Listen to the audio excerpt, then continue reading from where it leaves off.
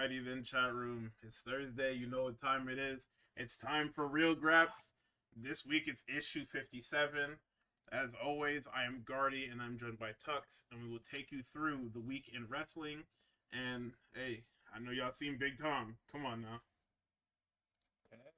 And niggas was talking crazy about Tom. Nigga, ridiculous motion, bro. Niggas was talking crazy about Big Tom, man. They said they had no. They said they had no intention to see Big Tom in AEW. Niggas fucked up, man. Big Tom came in and what happened, Sharon? Tell me what happened. Cause it sounded like we did a crazy number off the back of Big Tom. Come on. We did do a crazy number. Nah, I want to hear that Nielsen bullshit. That's off the back of Big Tom. Come on. Them niggas had timers in the top right counting down Big Tom. Yeah, buddy. It was like watching fucking whatchamacallit. It was like watching Fight Network. It was like watching the damn ball drop. Them niggas say, yeah, we got Big Tom and we got Mark Briscoe in 25 minutes. I said, man, turn that bullshit off. Nah, I like it though. I think it's cool for like sports-based shit. It makes things feel big time, which is super awesome. Yeah, fuck with it. Yo, I can't hold it. We're one of the most honest people in wrestling, honestly. I am. You shouldn't me? Like, we're not biased in the slightest whatsoever. Like we talked I'm about not biased. this Willow. I'm not If biased. Willow is on screen, you're the most biased person I've ever seen in my life. Different. That's actually so different. Like, you have no idea how different that is. Yo, this fucking LA Knight shirt is the worst shit I've ever seen in my life. Niggas have been having that discussion. They've been like, damn, these wrestling shirts all fucking suck. No, they all suck, but his are like exclusively bad. I think that last Ciampa Gargano shirt before Ciampa left, that shit was egregiously bad. And that's why he left. But don't call my best friend a jackass. Yeah. Like I said, that's why he left. They was running them two through all the vents of them. Ciampa said, "Holy fuck, are you people serious?" Listen, Uncle Alan said if he does end up being a liar, it might look like the craziest thing of all time. No. Oh, you seen they're already prepping it. They have, of course, they have fucking Peter Rosenberg. Was it Peter Rosenberg on the pre-show or post-show? Sorry, it was one of them bald white niggas. I think he's the only other bald white nigga they have on the. No, they got another one on Raw Recap, whatever that nigga's name is. Oh yeah, Sam Roberts didn't do it, but yeah, Peter Rosenberg and Triple H are basically like, yeah, man, he's done. He's big done. If you ever see AJ Styles anywhere else but here, he's a fucking liar. Them niggas got so far ahead of a nigga that had like no thoughts other than, damn, my career is kind of done. Like, they're even still. Bro, he wasn't even in his fucking trailer for like an hour before they fucking put him on his ass. Yep. They had a whole content rollout planned. They had the camera on that nigga all the way to his trailer. Them niggas had fucking mic or something in that nigga's trailer to hear him and Kofi crying or something like that. That was Xavier Woods. I hear you. Xavier Woods crying. Hey niggas. And I'm like, damn, like what the fuck? Y'all can't let that nigga have his moment, bro. Good. We gotta have the cameras on. I understand we're in the Unreal era, but like what? I'm not running to my fucking locker. They gonna have to find me. Nigga was on two podcasts immediately, or not two podcasts. He was on Stephanie shit immediately, titled fucking first AJ Styles interview post retirement. Yeah, and way ahead of this fucking. If you even get the itch to wrestle again, you're just a fucking liar for the rest of your life. And it's a fucking shame because we're running Wembley. Like you saw Tony Khan's fucking subtle response. AJ Styles just retired. Roll the bruv roll out. Get it started. Yeah. Ospreay coming right back. Ospreay winning matches with nothing but phenomenal forearms and fucking. He was already ramping it up before, but he's gonna be fucking unbearable when he gets back. Nigga, you saw the motion Big Tom had when he came over to the dub, bro. Come on, now I told you about Big Tom. Oh my god, the roof gonna come off whatever AEW building there and it fucking Styles actually pulls up. Nigga, Big Tom came over and they changed their whole ideology about the shit. You know what I mean by that. Don't do that. Don't compare the two matches. Don't do that. Don't do it. Compare the quality of the two matches. Don't do it. Don't do this to me. I was. It is a little bit of a crazy week. I'm not gonna lie. Notice how I singled out 2 people out of the 4 in the match. Listen, Julia Hart looked a lot better in this match than her other matches. All right, they look pretty good. Hey, she still need reps, gang. That's all I'm gonna say. We're in a time where we're giving Tony lashings for his booking of the women's division. We'll get there.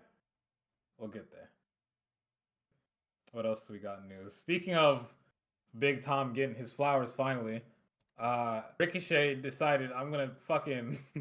Oh yeah, I'm getting all eyes on the dub today. Yeah. Listen, these AEW guys, these niggas know how to promote their show, boy. Oh, let me tell you, nigga. Oh my God, Brody King didn't even do anything, and the crowd got him over like shit, baby. You know how it is. That's what happens when you promote real fucking wrestling. We on the NBC News with it. We in the NBC News replies. Being in WWE made me want to kill myself. That's what, and you know it's crazy. Big Tom said the same shit, man. He said it in much nicer terms, but he said, "Hey, man, he still got that corporate back into him. He got to shed that because we allow you to tweet out whatever the fuck we want on this side, but nigga, Big Tom said, God. Yeah, man, I just knew it was time for me to go. I just listen, man. What? It's just like when I left Ring of Honor back in like 2014, 2015, man. You know, I just seen that the wrestling was elsewhere. I said, that's a bet, Big Tom. And then you know what he fucking said on Collision this week or last week, nigga. He said AEW is where the best wrestler is up. It's done. That's it. Yeah. You niggas lost the greatest soldier ever forever, nigga. Like, yeah. And fucking die about this shit. Oh yeah. Like, let me see what Sammy tweeted. Come on, doggy. Like that shit was crazy. Nah, yeah, Ricochet is not playing with y'all, bro. And he said it. He said it straight up, bro. Like you look at all the niggas that was like they could main event anywhere in the world, and look at them now. Apollo Crews is like the big one because Apollo Crews never even got like at least Finn and Shinsuke and other guys had a chance. Apollo Crews was literally like pigeonholed into the depths of the mid card immediately. Tozawa too. Like, how do you? But what did Ricochet say, nigga? Ricochet said, "Man, I had one contract. My contract ran from when I was signing like 2018 or whatever, or 2017, all the way up to 2024. I asked for my way out. These niggas said no. And then these niggas tried to butter me up with the Intercontinental Championship." So here's some fucking quotes from Ricochet himself. I don't have a context because I'm not going over there because I'm going to piss myself off. But he essentially said, same thing happens to Balor, Shinsuke, Apollo, and many others. WWE kills legacies and love of the sport. It's what they do best. I do feel this way and many others do as well. That company kills the love and you end up being a shell of who you were and going through the motions. They don't. They haven't for a while. Even when I was IC and US champ, they meant nothing. I'd argue El Generico has a better legacy than Sami Zayn. He's right. They took my love of pro wrestling away. I'll never forget how I felt walking into work every week, and that platform was only to make others look good at my expense. And I told them I'd rather quit and go back to the Indies and make whatever I'd make there than to come back next week. Many discovered me at a time where my talents and legacy were being taken advantage of by a company that didn't really care about me.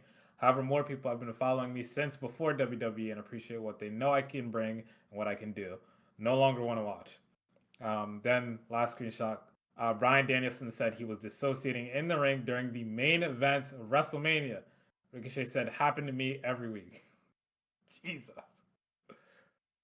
Yeah, I mean, I think with how they have, for the most part, when you hear about, these big signings come to WWE or the people that don't end up coming to WWE or people that got away, right? Like you hear about, your Tony Storms, your Swerve Stricklands, your Will Ospreay. Those weren't even the ones that got away. Those were the ones that were literally kicked out because they didn't see anything. One guy saw something in the potential of having those names, and the other guy was like, "Well, they're not doing me any favors, so Like, Yeah. Tony literally quit on them. Like, she did that fucking SmackDown segment where they shoved a cake in her face, and she said, "Yep, that's it, yeah. That's it for me." What got on the plane, went home, and them niggas said, "That's a bet. Don't bother coming back."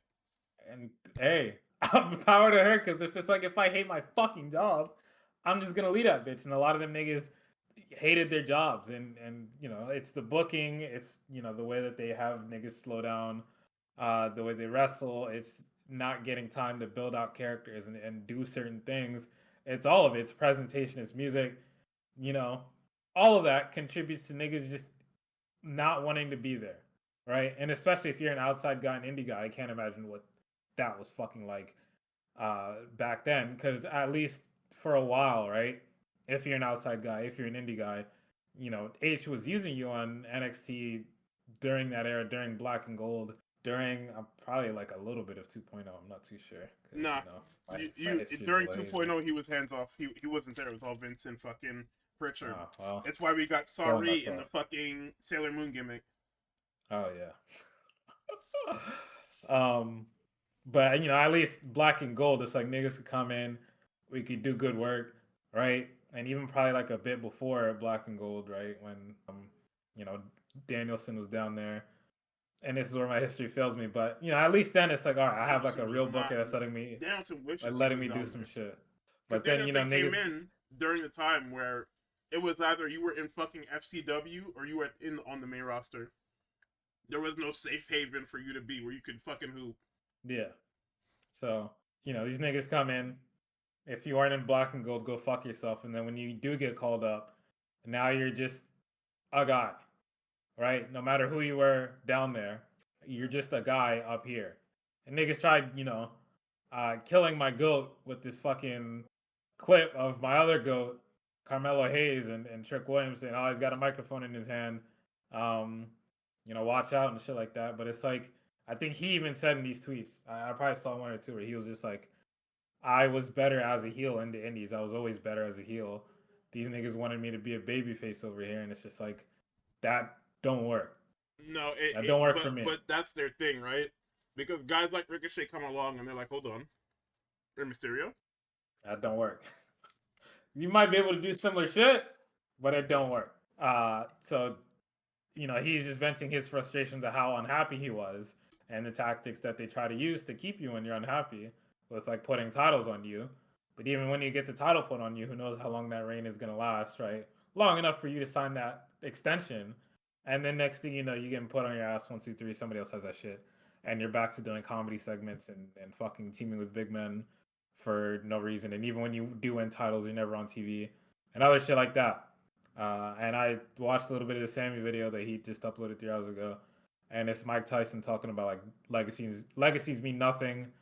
I'm just gonna die one day. And there probably is like a nuanced conversation niggas can have about, Sammy in the Indies versus Sammy in the dub.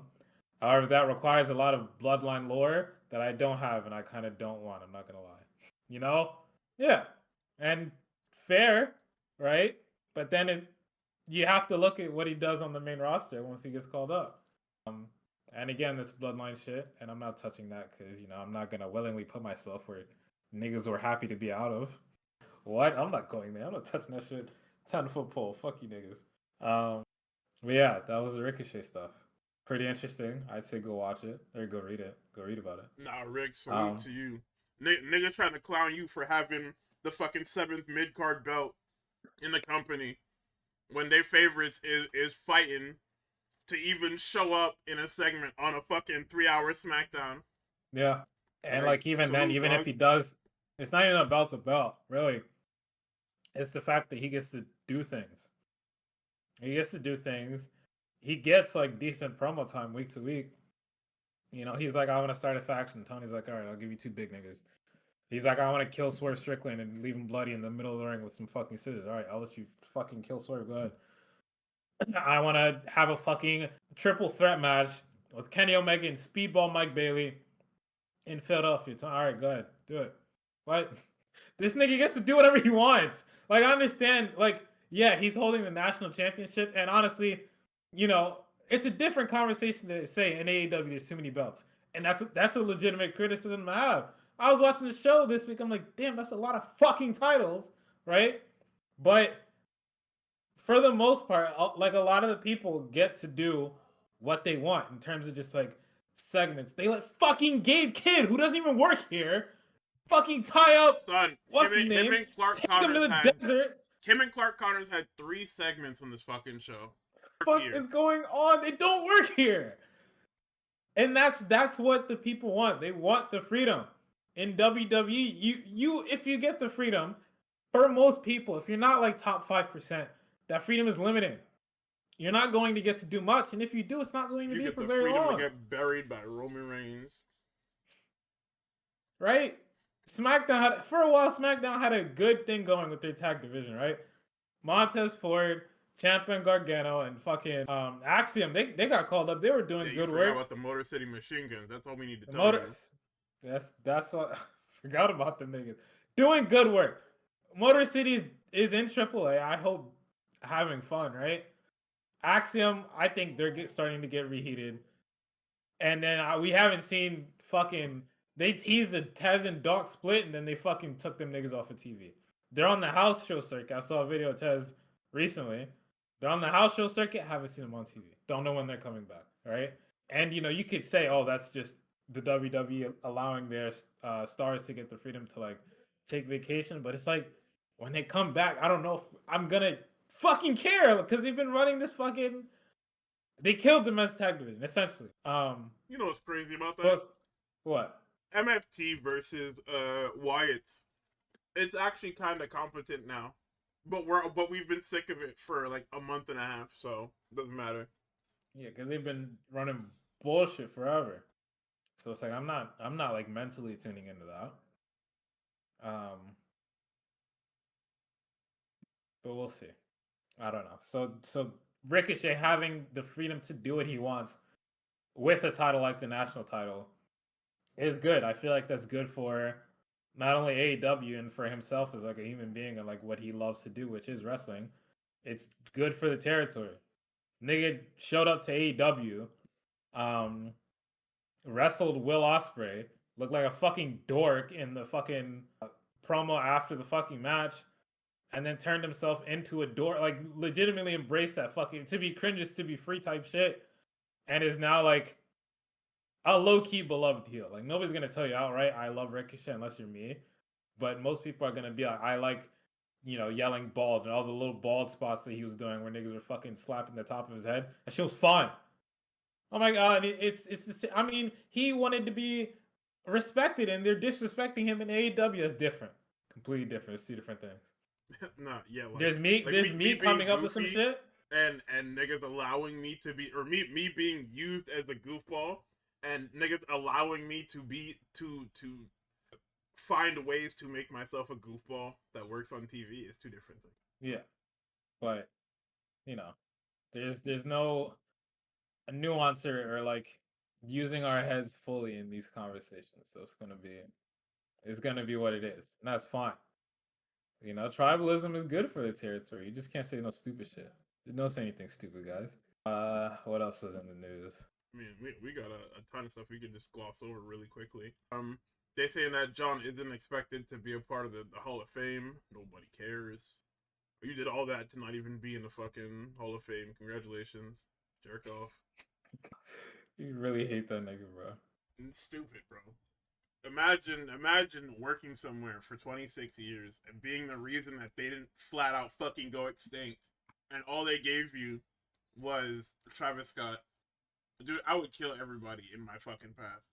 Like, I would be the most selfish man humanly ever. AEW is apparently, allegedly, looking to sign more additions to their women's roster. This doesn't help. This doesn't help because you use the same 8 niggas and still don't have any plan for them past just smashing them all together. Yeah. I think that's cut and dry as it needs to be. It's very action figure heavy right now, and it feels like you're not trying to actually build a story, just trying to have niggas fight each other. But even then, it's like niggas aren't really fighting each other. And there's like a ton of names that we can list off the top of our head, but there's like even like the more recent signings, even before like Persephone and shit like that. after we got Chris Jericho off the books. I even forget Shorty's For name. all but we know, that nigga is still on the books, man. nah, he's not on the books no more. For all we know, the nigga's saying how much We're that under the- Jericho contract cost because they signed 14 niggas in 3 days was the funniest shit ever. We're under the second apron now because we got rid of that fucking cap You know nightmare. how crazy that is? Oh my god. And there's always excuses that, you know, I've made for Tony Khan, other people made for Tony Khan, and like we're waiting for this or we're waiting for that. I think a lot of it was just like I think, you know, he's definitely getting overwhelmed, right? Because you could see that like he definitely got lazy for like a couple months there. Like that stretch from November to like now, I think was like lazy as fuck. Honestly, probably, yeah. I'd say from like midsummer to now has been uninspired as fuck. Whenever we started this hook heel turn shit, I think that's when the fucking oh you're talking about like overall creative. Yeah, not just like women's creative. It's like if no, overall, I think from like October or whatever to like now is when like I felt like AEW hit a divot, and it was just like, you know, niggas were saying, "Oh, thank God for C2 season, because if not, you were fucked, buddy."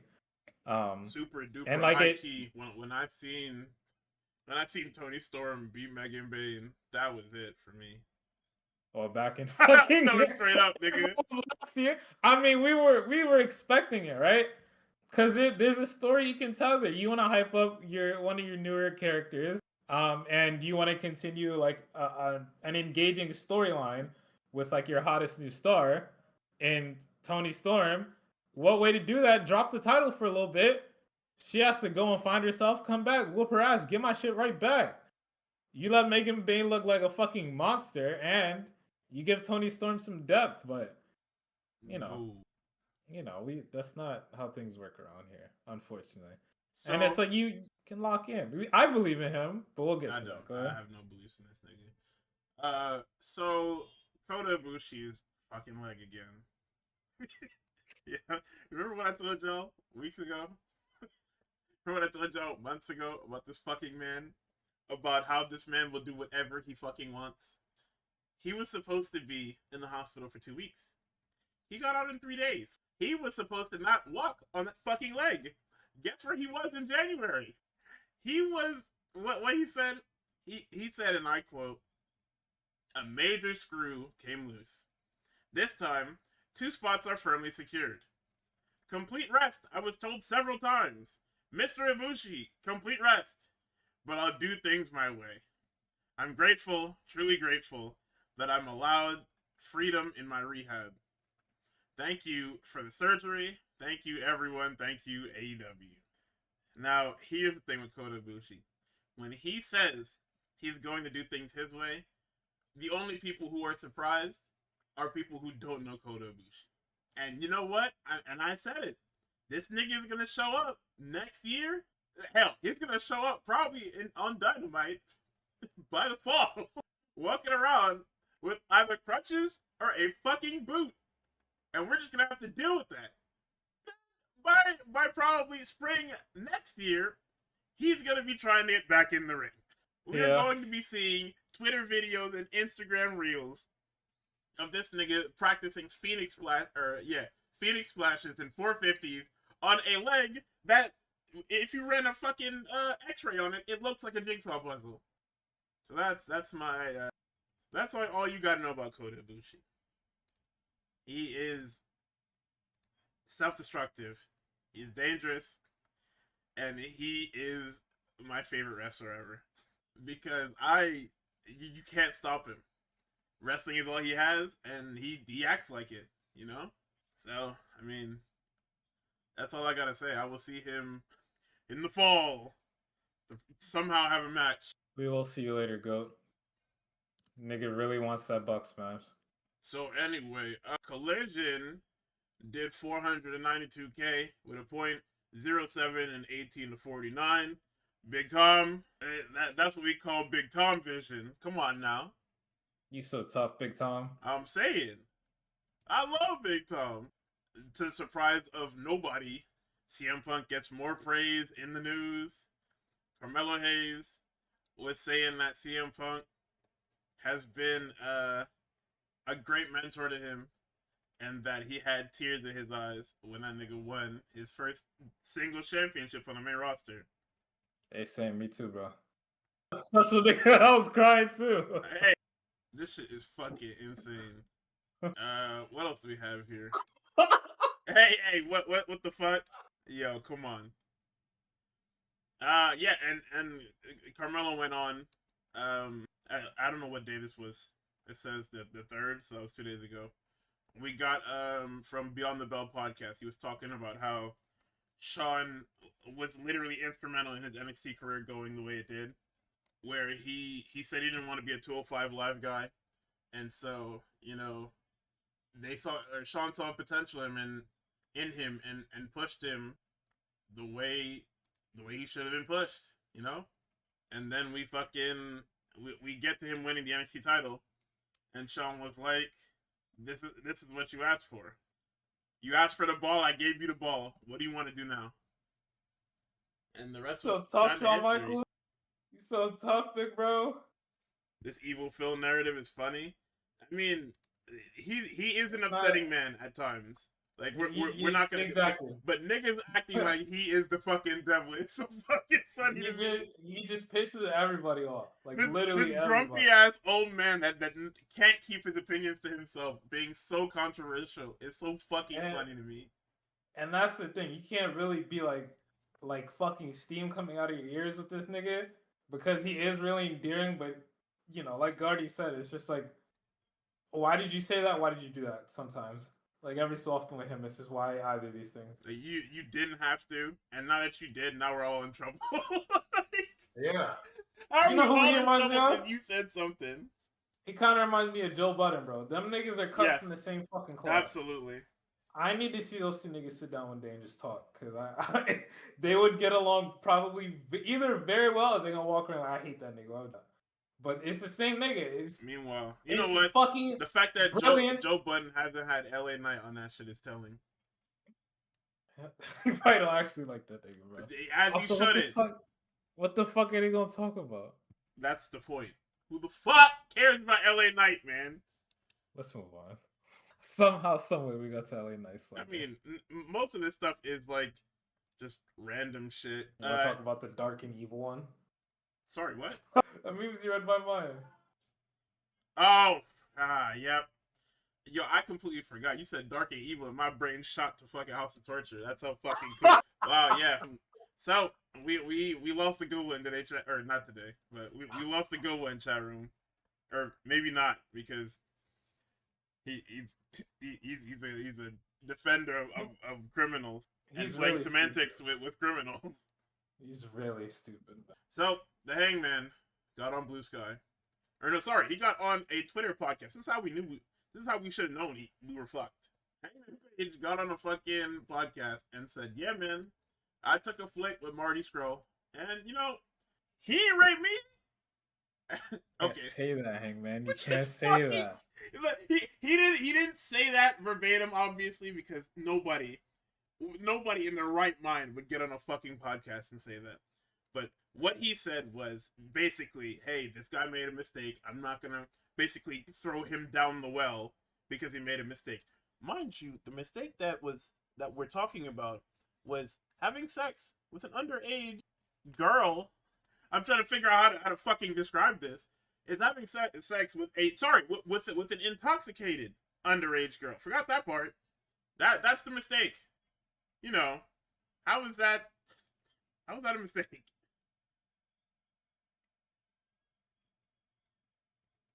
Like anyone at all, how is that a mistake, please? I'm just asking. I want to know. Like, I genuinely want to know. It's a very fucked up situation, because people brought it up, but it's like, nigga, you were a substitute high school teacher. How could you not look at this nigga, hear what he did, and then think back to your students and not be like fucking disgusted? Like how like what? And then obviously everybody called him stupid, because one, why would you take a picture with the nigga? Where did you think the picture was going? You thought he was just gonna keep it in like a locket or something? Like he thought he was gonna delete all traces of it, but keep like a physical one just for like funsies. Like, Yeah. the picture was gonna get out eventually, right? And then when niggas press you about it, you give us this fucking nonsense. Is like, oh, I try to treat people with kindness. I'm very nice. I'm very kind. You know what I'm saying? If you're disappointed, I'm really sorry about that. But like, hey, that's my nigga. So yeah, you're fair to be upset. And it's just like thanks for the explanation. However, you said a whole lot of fucking nothing, right? And it led to like a lot of discussions about there are a lot of people being bad faith actors and being like, oh, none of the people you like are good people. And it's like it's good to separate yourself from the TV personalities, right? If you really fuck with somebody, fuck with how they present themselves, but also you have to always expect that there's a 1% chance that this nigga is a fucking psychopath behind the scenes. Like, you never really know, right? And a lot of the female audience that I guess the woman audience, I don't like saying female, the woman audience that Hangman has kind of cultivated, we're really upset by it because it's just like like dead ass, like, what is this, bro? Hey, man. Like, what is this? What are you saying? Right? Saying he's still a human being, nigga, a human being who did a very terrible thing, and he did say over, I'm not trying to whitewash it. I'm not trying to rehabilitate him. Then like what? Then what is it? Then what are you trying to do? Like, why are you still friends with him? And it's just like I any type of like explanation from anything that we try to glean from what he says, it comes back to that Twitter joke where it's like, I dead know hella predators, but I just hang on them to see how they mind work. Like, that's the only thing that is any type of like anything, because he didn't say anything when fucking John asked him. It's just bullshit. So that was upsetting. And obviously I started to like get the pulse for the streets so I could talk about on Road Graps. It's just a bunch of deplorable human beings. Niggas talking about, oh, in the UK the age of consent is, we're gonna shoot you in your head, bro. We're gonna every time I'm gonna put a 9mm to your head. I'm gonna make sure the safety's off. I'm gonna make sure the gun is loaded. I'm just gonna blow your brains out, bro. I can't. We're past this, bro. We're past this. Especially with the current climate that we're in. All the other news that dropped this week, we have to shoot you. Cause not everybody's being a little too funny about this shit. This politicians talking about some, let's be nice to fuck that nigga. What? Let's be nice to pedophile. Fuck that nigga. Fuck you. What? Fuck you. And y'all are flicked up in front of a Cracker Barrel too. That's look, where the fuck niggas think you're really funny, bro. Like, you think this shit is a game? Like, what the fuck? Okay, look, all right, bro. Okay. Mykey says, wow, a guy who doesn't know consent violated the boundaries of your supposedly private relationship. Huh! Never thought about it. Yeah, and that's the fucking irony about all that. Him saying, yeah, I didn't think the picture was gonna get out there. All right, bro. I didn't think y'all was gonna fucking cook like that. What? You what? You what? Like, this shit is fucking insane, bro. $1 million contract taking your. Listen, man, I'm not gonna lie. I'm a loser. I was mad about the Punk shit because it led to so many fucking problems ever. And like I disassociated. Anytime you was on the screen, I just, that's Hangman. And then you know what? Literally last year, you brought me back. You won the fucking, what is this shit called? You won the Owen. You brought me back. You won it all in. You brought me back. I said, you know what? I love Hangman Page again. That just heated me up. That just heated me the fuck up. I know. You beat Osprey for this, bro? It's so fucking funny, man. Nigga, I was mad at you for like 2.5 years on some dumb shit. And you got me back. And now you're a pedophile protector, man. Come on. And don't talk to me about no ephebophilia, because if you know that and are trying to use that as like a response, you need to be killed. Straight up. I'm sorry. I have to say Oh it has to my be god, said. man. If that's what we're talking about, if that's the Like excuse that's that we're using, nasty. Like it's you guys got to get killed, man. like I'm that's sorry. nasty. I'm not sorry, actually. It's Fuck you, niggas. gross. You need to die. Gotta stop Tux before he gets into politics. I'm gonna see, yo, if they ever let me on any type of chamber floor, I'm just gonna start saying crazy shit, bro. Okay, but you know, we're disqualified from that because once we start talking about killing people, they're just gonna cut our mics. Like, that's just. I don't know why. These niggas have a fucking not even a militia just walking the streets, fucking nameless, unidentified militia just walking the streets, killing people already. Yeah. Oh, but I want to kill niggas because they Is that Kenny King? And now I'm crazy. Who the fuck is this bald nigga? Knowing your different files to play devil's advocate is insane. It's crazy. It's shit that we've been subjected to because of the communities that we were around for a while. Yeah. And this shit is everywhere. This shit is all over the place. We had to have this discussion numerous times. Believe it or not, me specifically. You know, there's always the fucking. I don't want to say chud because I think we're gonna leave that word in 2025. But these fucking losers and their goddamn content cop appearances and them trying to get gotchas. Actually, the age of consent is this, and it's just like. Hey. Oh my god, we're gonna make you walk over hot coals because that's not how that law works at all. Fuck that! I'm throwing bricks. It's not for niggas. It's not for niggas way older and niggas way younger. That's not how that fucking works at all. They're gonna be in my streets. I don't give a fuck, bro. I don't care if they're in my streets. What are they gonna do? They're gonna knock on my door. They're gonna make YouTube videos about me. Get the fuck out of here. Niggas was talking about one day when I left the office. Apparently, ICE came looking for niggas. I don't know who they was looking for, but that shit was crazy to hear. Bro, nigga, but the way I'm hearing shit, bro, because we're fucking, I think, first gen Haitian Americans. Technically, we have his citizenship over there. So, nigga, if they caught you, they might have tried to send you over here, bro. Yeah, nigga, I hope they send me somewhere nice. Send me to fucking. Actually, give me to fucking Nigeria, man. God, they sending you to Port-au-Prince, nigga. They don't care about that. Nigga, we all getting sent to fucking Nigeria, man. Oh, probably. You think they care about that? Sending you to fucking Jamaica, then what the hell? Look where they're sending me. I might send you to Brazil, but speaking of ICE, wrestling broke containment and is in the larger news. AEW specifically is in the larger news because the Las Vegas crowd was chanting "fuck ICE," damn near the entire fucking arena, chanting "fuck" or the casino wherever they were at, chanting "fuck ICE" in the main event of AEW Dynamite on Wednesday. NBC News picked it up. A lot of other fucking platforms picked it up.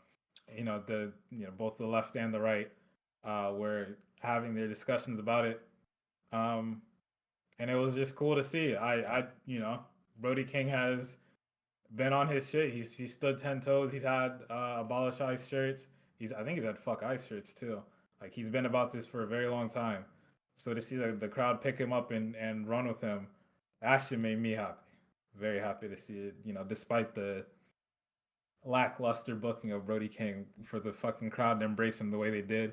Should make me happy, made me smile. Yeah. Love when good things happen to good people. And that's on God, man. I think that's all the news we got. For the most part. Everything else can kind of be just like melded into whatchamacallit. Everything kind of be just melded into us talking about the shows. True. See, it wasn't 90 minutes. It was only 44. Come on. Yeah. I'm gonna give ourselves a little pat on the back for that. No, because we're still gonna end in like 3. That's fine. I mean, if we do, it's not our fault. It's because we got a whole paper fucking view to. Okay, but this is like the easiest pay-per-view to fucking talk about because nothing happened. Like, this is the most nothing pay-per-view we will ever have to talk about. Ever. I'm still gonna use it as an excuse. Nah, for sure. But I'm just saying, like, this is like the Royal Rumble was the shittiest, most hollow pay-per-view that we have watched for Graps ever. True. Yo, is there anything on SmackDown besides Carmelo Hayes versus Ray Phoenix? No. Yeah, I'm looking. No. I mean, you want to talk about the United States Championship match? I didn't have anything in particular to add to the match. I thought it was cool. Fuck Ray Phoenix. Oh, but that's about Why is it. it?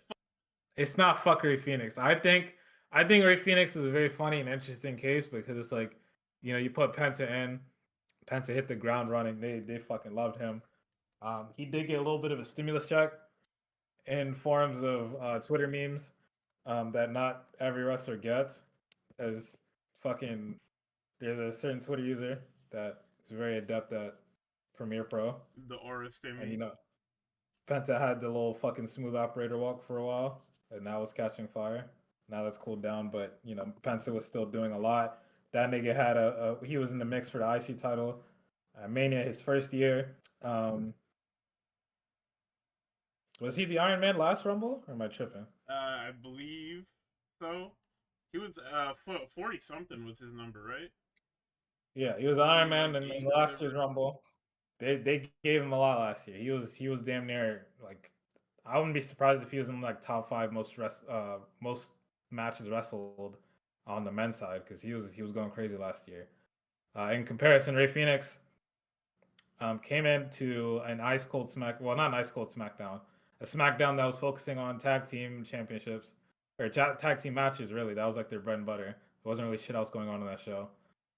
When he did get in a tag team, and him and his partner started to heat up, his partner was like, "I actually want to go wrestle Kenny Omega on Wednesday nights. I don't want to be here anymore." And so that left Ray Phoenix in limbo. And then, you know, even before that, that nigga had to fill in for Rey Mysterio, who was fighting El Grande Americano, and then Ray Phoenix lost his first WrestleMania match ever. Yeah, I mean, okay. To be fair to Andrade, he seen the writing on the wall and said that's it. Yeah, I mean, he'd already given Much damn near like fucking. fucking Mr. Ricochet, he seen the writing on the wall and said, "Yep, that's it." Yeah, look at what that nigga is doing now. He's doing some great work over there. Hey man, Um, him, but yeah, Big Tom, Ricochet. and like Ray Phoenix is good at wrestling, but it's like, you know, that's pretty much all I got to say. Is the match was good. It's like you can't get him out. And here's the thing, right?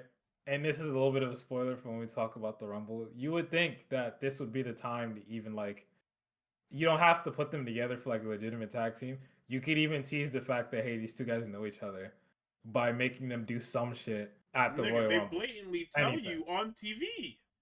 They But talked they about it don't. on SmackDown.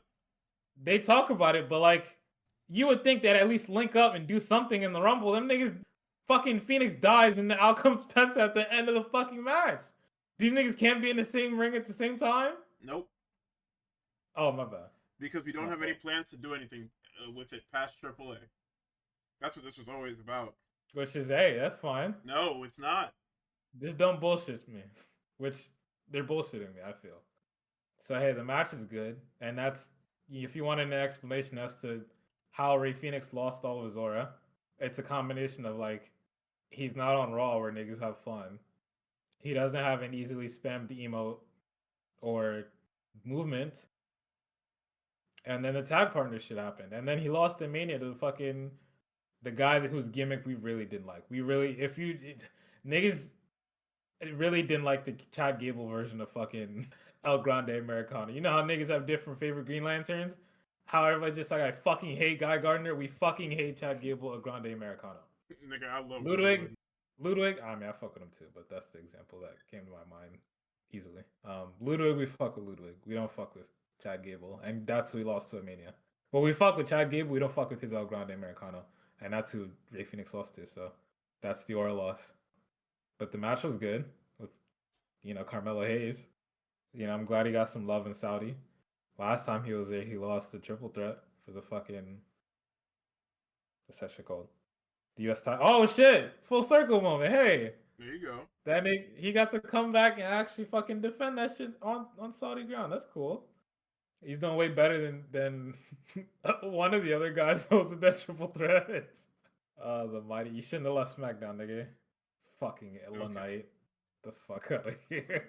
Bro, that guy's a loser, man. We told You could have had a brand all to yourself, but you wanted to go to Raw Because you felt you were ready to play with the big boys. Now look at you. Nowhere. Shame. All right, that's SmackDown. Yeah, pretty much. I mean, there's like nothing to talk about.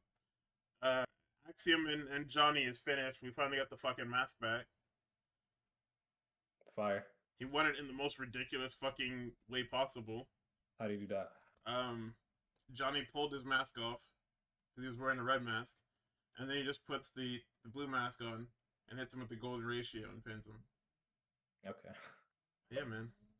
Oh, wait, no, we need to talk about this fucking Trick Williams segment. This guy's fucking... I'm back, like I said. I was never on the Trick Williams train. I'm here now. Because he finally feels big time. He's not fucking annoying and an albatross in my landscape. Like, for the longest time, I hated Trick Williams because where he was positioned on NXT was not where he should have been. Because they had niggas down there that needed to be in his spot. Man, he was with Kathy. He said, yo, pan that fucking camera down to my lemon pepper stuff. I said, all right, hey. Insane. This nigga said, I got a new website, www.worldwidewilly.com. I said, hold on, that sounds insane. You can't have that URL because that sounds nuts. That sounds like if I type that in, that's the fucking dick helicopter shit.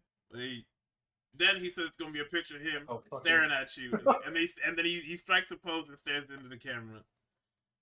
And then he says when he eventually wins the Rumble, everybody go and join that whoop that movement. I said, all right, man, thank you. This is what SmackDown needs. SmackDown needs people.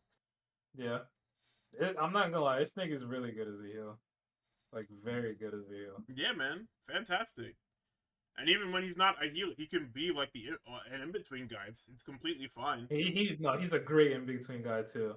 Because I remember when he first started the fucking he was inching towards like being a heel, but was still like a face because the NXT crowd, they're always gonna chant whoop that trick. So he was like, all right, I'll play both sides. But nah, he really killed that shit. Tough, bro. Tama Tonga and Shinsuke are gonna have a match at some point. Okay. The Miz and Ilya Dragunov is the funniest match ever. Guys, fucking, they give you notes and they're talking about, Miz has the second most Rumble appearances at 17. Only person that outdoes him is Kane at 18. So in 2 years, the Miz will be like, if he survives for another 2 years, the Miz will quite literally be without a shadow of a doubt, first ballot Hall of Famer. Like in 2 years, the Miz will be like the marquee of a Hall of Fame class. So get ready for that. I can't wait for him to start the retirement tour and for Melo to end that shit. But yeah, Wade says on commentary that Dragunov is, hey man, niggas is not signing up to fight this nigga. Like we can't get this nigga matches because niggas is noping out of it. I said, holy fuck, amazing to say that on commentary, man. Niggas do not want smoke with Ilya Dragunov. I said, that's a bet, man. Let's talk about it. Kind of fire issues are. Then the end of the show was just, as you know, some bullshit. We had the 8-man tag. Drew runs out to get his ass fucking beat. And then Braun Breaker spears everybody because this is the Royal Rumble go home. So this is about the Rumble more than anything else. Gee. And that was really SmackDown. Yeah, lame as fuck show. The Royal Rumble from the Kingdom of... No, sorry, that's the wrong one, wrong year. From Riyadh in Saudi Arabia, part of Riyadh season. It's the Royal Rumble. And we open up with the Women's Rumble. I'm just going to jump to the end real quick. It was won by Liv Morgan. Your final three was White Woman Wednesday. It was Liv Morgan. It was Don't. It was Liv Morgan, Sol Ruka, and number 30, who was Tiffany Stratton. We can run through some of the numbers here. Charlotte and Alexa was 1 and 2. So before I got distracted, Charlotte and Alexa was 1 and 2, and this made me so fucking mad, bro. They are sitting in this ring, fucking about, bro. just bullshit, bro. Who produced this?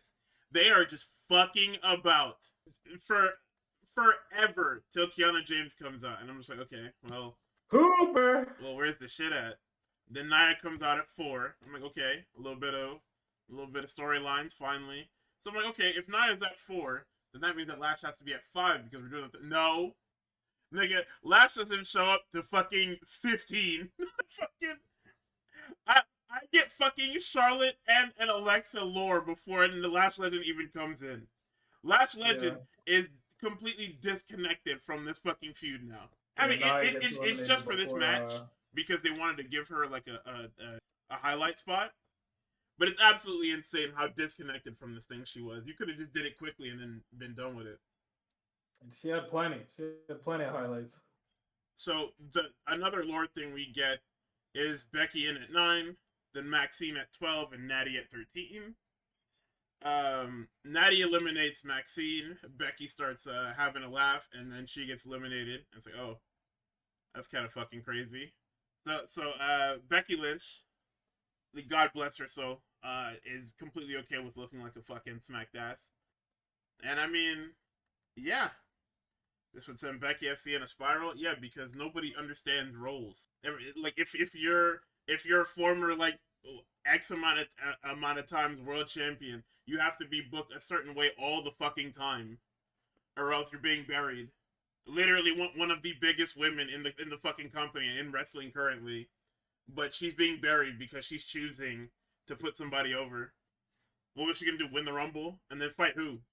None of the current champions even like are looking for a Becky Lynch program right now. Even the potential champions going into WrestleMania. Like, if you give me Becky Lynch and fucking Jade Cargill, not only am I gonna throw up, but I'm sure Becky's gonna throw up too. Because if you think these Maxine matches are hard, imagine fucking 10 weeks of a Jade Cargill build. Hell no. Exactly. So, Liv Morgan is at 14. We get Raquel at 17. And Roxanne was at 11, so the Judgment Day are starting to run around and fuck everything up. Let's see. We get Rhea Ripley, we get Julia at 19, the President at 18, Io at 20, Asuka at 21. Like, this is a crazy run right here, right? Like, 19 to 22 is like a super crazy run. Julia, Io, Asuka, Rhea. Like, it's fucking insane. Let's see. We get JC at 24. Rhea eliminates Chelsea and Roxanne. Roxanne gets a razor's edge and thrown to the outside, which is fucked up. What are some other things here? What are the big storylines, I guess? Big storyline stuff was Kairi accidentally eliminating Asuka, then getting herself eliminated. Brie Bella is back in WWE, obviously, yes chance. She does the yes kicks, and they call it the 8 kicks because the Boogeyman, Dragon Man can't be mentioned on TV because we don't own him. So, oh, how could I forget? Fucking JC Jane at 24, the greatest. She doesn't get to do a fucking thing. She just eliminates Kalani and tells her she's shit and she should go back to NXT. Alright, NXT Women's Champ, by the way. Yeah, duh, it's my show. I mean, I can say that I belong outside of my show. You don't belong anywhere on my show, actually. But you can go back. Sure. And this is where Lash ends up going on a tear. She eliminates the Bella Twins. She eliminates Charlotte. She eliminates Io. And eliminating Io was the final straw. Rhea snaps and eliminates Lash. And then Raquel eliminates Rhea. And then Liv eliminates Raquel. And that's going to lead into Raw in a little bit. And that's basically the Women's Rumble. Oh, wait, I have to discuss this again because apparently we're stupid. Everybody's on the apron, much like most Liv Morgan Royal Rumble appearances. And Soul, because she's dumb as fucking bricks, goes for a Soul Snatcher and gets herself fucking eliminated. Once again, dumb as bricks. How the fuck did we manage this? Why? Like, I think even if she landed it, like... Yeah, exactly. You land on the apron. Your back is fucked up. I can literally just nudge you off the apron. Yeah, she's like, fucking all or, like she's all or nothing, fucking hoping that the other person pops up and fucking falls off the goddamn thing. Like it's so insane that you would go for your move that's literally one of the most self-destructive moves in the company. It literally leaves you stunned for multiple seconds on end, and you would go for that on the apron in the Royal Rumble after you've already been over the top rope. Like, you know how crazy this looks? Liv would have just kicked her off anyway. That's what I'm saying. I don't know. But yeah, I mean, it was better than the men's. They didn't really have much to do in here, and a lot of the lore going into the Rumble was weak because we were already seeing everybody fighting super hard for the last fucking 9 weeks. Like how many variants of the All-Star 8-8 woman tag did we have in the last month? We had variants of that. Everybody's on Raw, everybody's on SmackDown. We just had the fucking Survivor Series. Like, I don't know, man. Like, coming into this, the biggest thing was Lash's performance. And that's about it, really. Like, people kind of already knew that Liv was winning because nobody else has, like, a claim to any world title. Like, Jordan's obviously not going to win because Jordan, they haven't put any type of stock in outside of, hey, she's chasing Jade. Liv is the only one. Like, Bayley, for sure, is so far on the... We really need to do the power rankings for the women's division, both companies. Yeah. Because, like, the power scaling is so fucking funny in this division. Bayley is supposed to be an elite talent, but she gets beat like a drum every fucking week. Like, it's so fucking insane that she just gets stomped out. And there's nothing we can fucking do about it. I think it just ain't got no dog, man. Because you know how power scalers be like, yeah, but a character regularly is strong, but like if they're bloodlusted, bro, like if we're talking like locked in Bayley and Becky, bro, like you know what I'm saying? It's two different characters, damn near. And it's just like, all right, bro. And then we don't get to see that from Bayley because she gets bloodlusted and we still stomp her head in. So it's like, oh fuck. How are we supposed to do anything with this? Okay. AJ Styles. Potential AJ Styles Gunther. Potential AJ Styles retirement match. Nigga, this is the John Cena match all over again. Yeah. You've just now slotted in John Cena. Or sorry, you've slotted in AJ Styles for John Cena. It's the exact same what's the word? It's the exact same structure. Where AJ is now the one that wants to make Gunther tap. So he's chasing submissions, he's ducking and diving. Gunther is obviously the strongest man on the fucking planet sometimes. And that sometimes is bold, italicized, and fucking highlighted. Eventually, AJ, much like Mr. Cena, ends up in that damn sleeper hold and dies. The exact same way. He don't tap though, he just dies. He dies, yeah. Unlike fucking stupid ass John Cena, he didn't stare at the camera and smile while tapping because he had to give up because he just don't have it anymore. AJ died on his fucking shield. I mean, it was cool. Like it being the same formula isn't a bad thing. It's just nothing. I think we saw this already. Yeah, I saw this last month.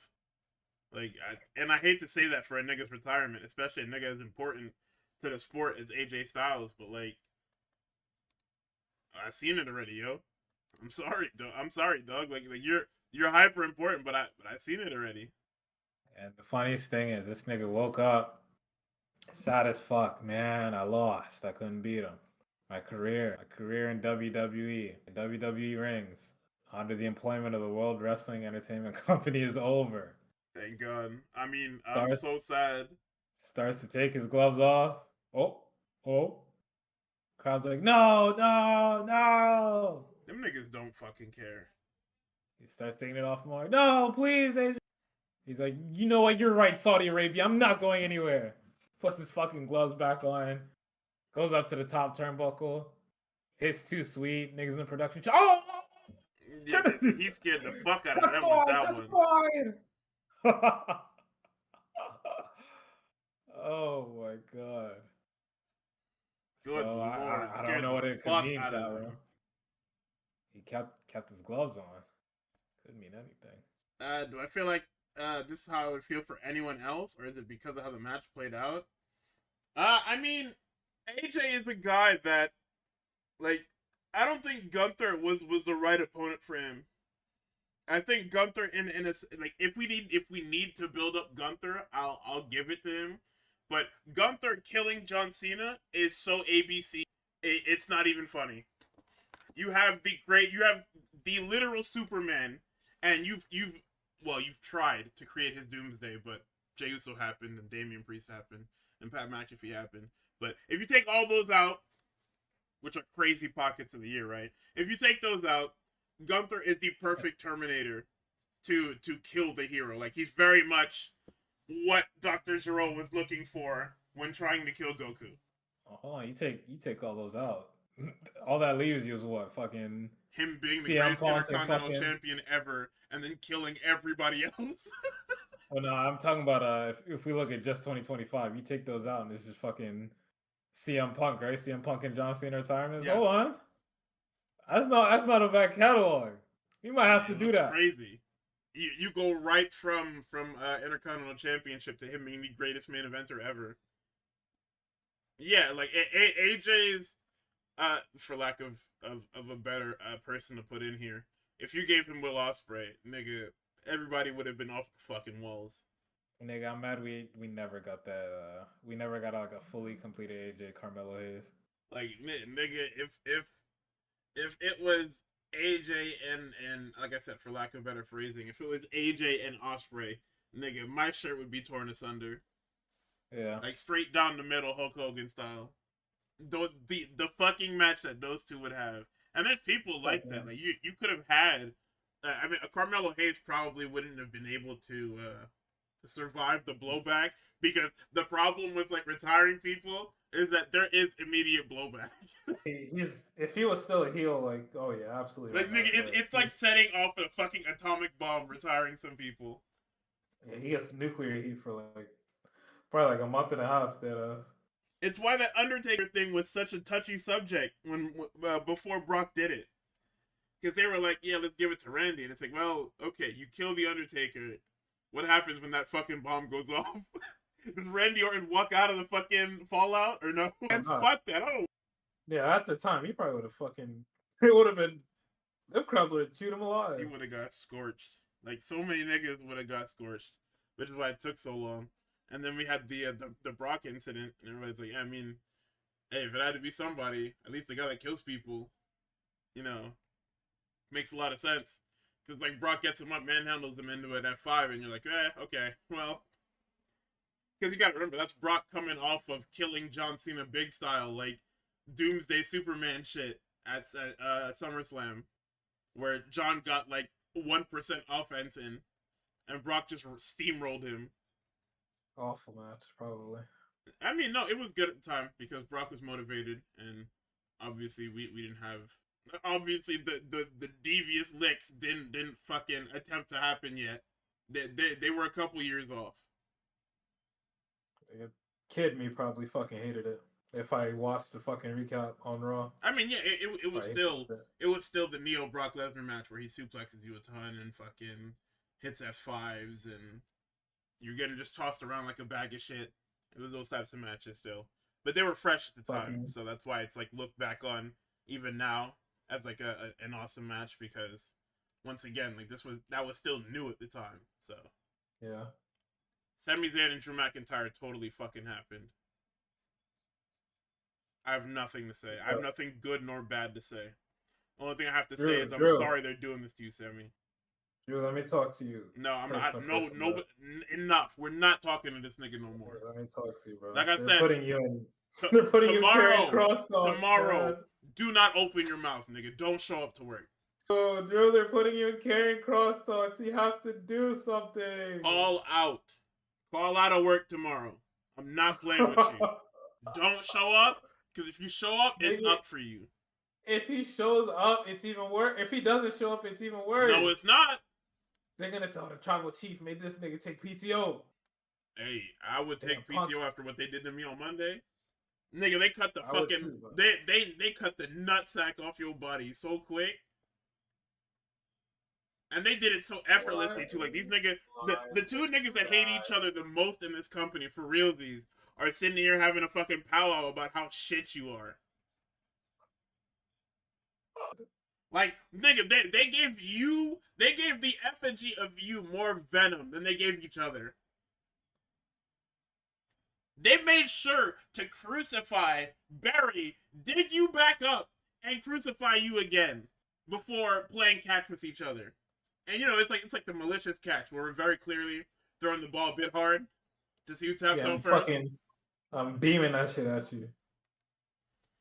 Man, Drew McIntyre, what's up, man? I'm sorry. I'm not sorry, actually, because you deserve it. Because you just refuse to do anything positive for yourself. You refuse to speak up for yourself. You refuse to do anything that could even attempt to rehabilitate your character. Like, you want to be a very talky heel when you don't need to be. You have nothing good to fucking say. And everybody's telling you have nothing good to say, and you're choosing to continue speaking. You know what the funny thing is? Ricochet probably watched that fucking Sammy Drew match, and that's probably what inspired him putting shit, fucking yeah. But the nigga that got everything is talking about he lost his spark. Shut up, man. Drew McIntyre. Oh well, you know how many niggas ain't won that championship? Shut the fuck up, man. You are being hella greedy. Like what the fuck? Oh well, it didn't count that time. Shut up, bro. You've been sitting here chasing championships in Roman Reigns for fucking 4 years, man. Cut it out. Nigga, they let you beat Brock Lesnar. And yes, yes, Brock is evil and we need to redact him from the shit. But that's a nigga that don't lose. I keep saying this. Like we keep having the open Femi conversation, but this is a nigga that does not lose. Like this is a nigga that is in WWE canon. He is a calamity. He is a force that is a fucking... That is a world event when he shows up. Nigga's a special grade? Yes! Beyond! Whatever Rika got going on, this nigga is worse, bro. I'm not gonna lie. After some recent developments, I might have to go back and read the calling games that I didn't read. What are the recent developments? Don't even worry about it. Men's Royal Rumble. And number one is the Ruler. He finally makes his debut on the main roster, and it's in the Rumble. Well, number two was Braun Breaker. And we had a little video package about why Braun Breaker was number two. On the pre-show, Pierce is getting questioned, and here comes fat-ass fucking Penguin Man. Walks up to the desk talking about, what's your fucking problem, man? Pierce says, what are you talking about? You can help yourself, couldn't you? What are you talking about? Braun Breaker number two? Really?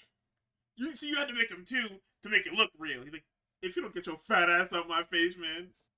Man, Breaker comes down. He has the coolest looking entrance in the fucking Rumble. He gets to ringside, and a fucking oddly Seth Rollins shaped man completely accosts him like Big Style. Stomps his head into the fucking ground, slams him up against the walls, yokes him up. He gets thrown into the ring, and Obafemi throws him right the fuck back out. Wait, you said an oddly Seth Rollins shaped individual. You couldn't see who it was? No. Why weren't you able to see who it was? Yeah. You're right. I forgot Keka Genkai, Hooded Man. Oh my god. Some niggas get like mud clones. This nigga gets Hooded Man. Not shadow clones, not them damn fucking wood clones. Number 3 is the top heel on SmackDown, Solo Sikoa. Number 5, from the annals of Gay Baby Jail, is Rusev. Yo! Nigga, Obafemi says Rusev right the fuck out. Rusev Day! Whoa, what the fuck? Not that one. What the hell? It wasn't Rusev Day for a little bit? Man, Matt Cardona comes in at 6 and tosses his ass out too. Javon Evans at number 8. Nobody came out at number 7, by the way. Javon Evans came out at number 8. Trick Williams at 10. Trick Williams eliminate Mr. Iguana, who was number 9. And then 11, we finally start getting the real niggas. The Ace shows up. Yo, it's not wake-up time? El Grande Americano comes out at 12. And at 13, El Grande Americano comes out again, which is insane. It's Yo, fucking Chad Gable's back, and he's orange, and he's got a really shitty goatee. And now I could be wrong about this, but is he not one of the only wrestlers to have wrestled a fucking Grammy-winning artist? Is that? I could be wrong on this. So Gable eliminates Ludwig, and Trick eliminates Gable, and Cody eliminates Trick. 14 is the former Powerhouse Hobbs, who they call Powerhouse Hobbs for a frame, and now his name is Royce Keys, like we suspected. And he does great. He actually eliminates the man that we don't talk about. And Austin Theory is at 15. Why? No pop for Austin Theory. Pop for Royce Keys. That's a bet. 16 is Bronson Reed. 17 is the Mad Dragon. 18 is the funniest shit ever because they played Definitely Not Thriller and the entire Saudi arena is fucking silent. Because they don't have AAA. They're not watching AAA. They don't care. Nigga, this man in this fucking skeleton costume comes out and they don't give a fuck. Those niggas probably thought it was fucking Skullomania. Like, what the? Oh yeah, right? That's one of theirs. Thanks, old ass Street Fighter games. He was also in what's the shit called that they funded? Didn't they fund Fighting what EX the game Layer? called? Yeah, Fighting EX Layer, isn't that a Saudi project? Actually, I don't know. I think that's a SNK Saudi project, no? Oh yeah, definitely was SNK. Yeah, La Parka, we get Dragon Lee and Logan Paul, and the entire vision except for their leader, for now, eliminates Royce Keys, La Parka, and Dragon Lee. 21 is LA Knight because fuck me. Knight eliminates Austin Theory and Bronson Reed. The fuck is Logan Paul? I miss Logan Paul. No, I didn't. He was later with. No, I did. What the fuck was Logan? Oh, he's not. He was 20, right? Dude, my brain is so fucked. 22 is the man who shouldn't be named. The guy that we were talking about. The Calamity is here. He kills Ilya immediately, and a bunch of bad actors that need to be beat with hammers was talking about how the fucking Ilya propaganda is finally over. You need to be beat to death. Yeah. I say it straight up. You need to be beat to death. Did you touch on the fucking is it alright if white boy speaks a little Spanish Civil War? Yeah, I did. They eliminated each other, and it was Gable's back, and he was you were still trying to get with this stupid fucking propaganda. That's why you missed it. You want to bring up Bad Bunny and fucking Cornel Malo. The Miz is in at 23. I missed that. Phoenix in at 24. Nobody cares. The Calamity eliminates Rey Fenix and Obafemi. Main event Jey Uso at 25. As Cody and LA Knight eliminate the Calamity. Roman Reigns at 26, who swiftly while the eliminates... Jey Uso entrance is happening, by the way. Oh right, I forgot. Yeah, and that's why I was trying to say it like that. But yeah, let's see. Roman eliminates the Miz. They hit Cody with a 3D. Jey Uso has no sense of any type of fucking couth. The guy that literally, the only person that was willing to take you in after you were ousted by the megalomaniac and literally given death threats by the entire roster for a special treatment. The nigga that put his body on the line for you. You 3D him with your fucking bum-ass cousin. Your corny-ass cousin. You want to sit here and talk about, without my family, there is no company. Are you people crazy? He has to be going through something. Is going like through there's something. No other. He's terminally online. He's seeing that everybody's calling him the worst everything ever. That's what it is. Those Korean niggas were wilding because I don't think it's that bad. I mean, he is kind of that bad, but at the same time, that run isn't his fault. It's malpractice. We talked about this. The whole Jey Uso thing is malpractice. Yeah. There is a way to do that run and not make him look like garbage. There is a way to come out of that run and not have him look like garbage. For the last 4 months, Jey Uso has been fucking contemplating killing himself or fucking Jimmy Uso. Killing Roman has never crossed his fucking mind. Killing Cody, killing fucking Jimmy and himself, they have all crossed his mind. Roman is literally somehow the guy that caused him the most trauma in the last 4 years of his life is somehow the shining beacon. Somebody's gonna say Stockholm syndrome. That nigga is just dumb, bro. And it's like they had a program going with Roman being the fucking evil in this nigga's ear, and then they dropped it. Yeah, because the guy wanted to go home. And then this Rumble shows up, and it's fucking, it's all smiles again, and then, oh yeah, you want to run it back? Fuck you, nigga. Yeah, he punches him. He punches him in the face after he tells him to run it back. Because Jay is just so stupid and happy-go-lucky and feels safe around his abuser somehow. But anyway, 27 is Jacob Fatu. Cody says, oh, Jacob Fatu coming, I'm gonna fuck this nigga up. Suicide dive through the middle rope, so he's still in. He's brawling with Jacob Fatu. Let's see, Penta comes in at 28. We have Cody Rhodes eliminating LA Knight, thank God. 29 and 30 are Orton and Gunther. And then we get a bunch of fucking nonsense. Randy we finally get the OG cutter into the RKO that we were supposed to get on NXT. So happy for them. Gunther eliminates Penta. Wow. Cody ends up being eliminated by a guy who's not even involved in the fucking match at all.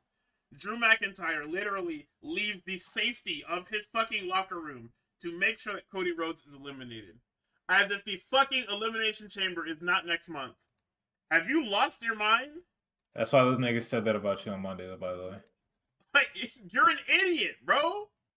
This nigga wants to be free of Cody Rhodes, so he gets Cody Rhodes eliminated. He gets Cody Rhodes eliminated from the Royal Rumble, as if that won't come back to bite him. Did you think the winner was gonna choose you? Is that what you thought? This is fucking ridiculous, bro. He's so fucking dumb. So as Cody is eliminated by Drew, Jacob distracts himself with Drew, and Roman throws him over. Fucking, let's see. Jay is eliminated by Roman, further proving the fucking nonsense. Roman eliminates Logan, Gunther eliminates Orton, and Roman eliminates Gunther to win. Roman Reigns has now won his second Royal Rumble, 11 years apart. Now you're probably wondering, why did it take 11 years? Well, if you haven't been paying attention, it's because he has been the champion for the last 4 years, or the last 3 years or so, whatever the fuck. Well, he was the champion during COVID. Before COVID, he was the champion. After winning that first... Actually, he actually lost his title in a Royal Rumble. You know, he was the champion. Oh, guess what? He won said championship back at WrestleMania that year. Like, Roman Reigns fans are the most... This guy has had nothing but... Why the fuck would this guy win a Rumble? What does this nigga get out of winning a Rumble? You guys keep talking about what people get out of certain things. What does Roman Reigns get outside of the accolade of having 2 Rumble wins under his belt out of winning the Rumble? And I'm gonna get a bunch of people talking about, oh, well, it's an easy choice. It shouldn't be the easy choice. This being this fucking break glass in case of emergency, it's because you guys are stupid. Like, was it really Roman Reigns or Cody Rhodes? Like, was Roman gonna get 2 or Cody get 3 and have a 3-peat? Like, are we crazy? Did we really have nothing in the chamber for any show past Roman Reigns? I know that, but I'm just saying, like, the idea of it. The idea of even putting it on the table is fucking insane.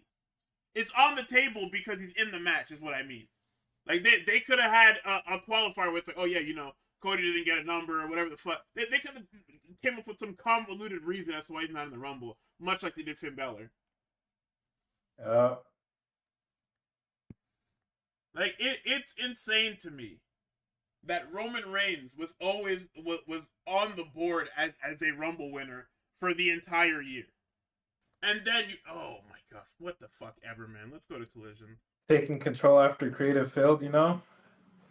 Yeah. Sure, man. Whatever the fuck. They failed to make new stars in his, like, 1 year absence. Yeah, they failed to make new stars after he kept coming back and wasting their fucking time. Yep. It wasn't even like a year absence. It was like fucking... I think it was gone for like 4 months. He kept coming back every 4 months to fucking ruin their lives. Yep. And every time he came back, he fucked over a really good thing that somebody else had going, by the way. Yep. Bad blood, right? The PPV for niggas to fight each other that have bad blood. Niggas have a Hell in a Cell match booked. What main events? Not two niggas that have bad blood, not fighting each other, teaming up to fight other niggas who honestly aren't that important in the grand scheme. Nope. Thanks, Rome. You're really making space for new guys that are coming in. Hey, but Making new stars. that's their problem. They have to figure that out, not me.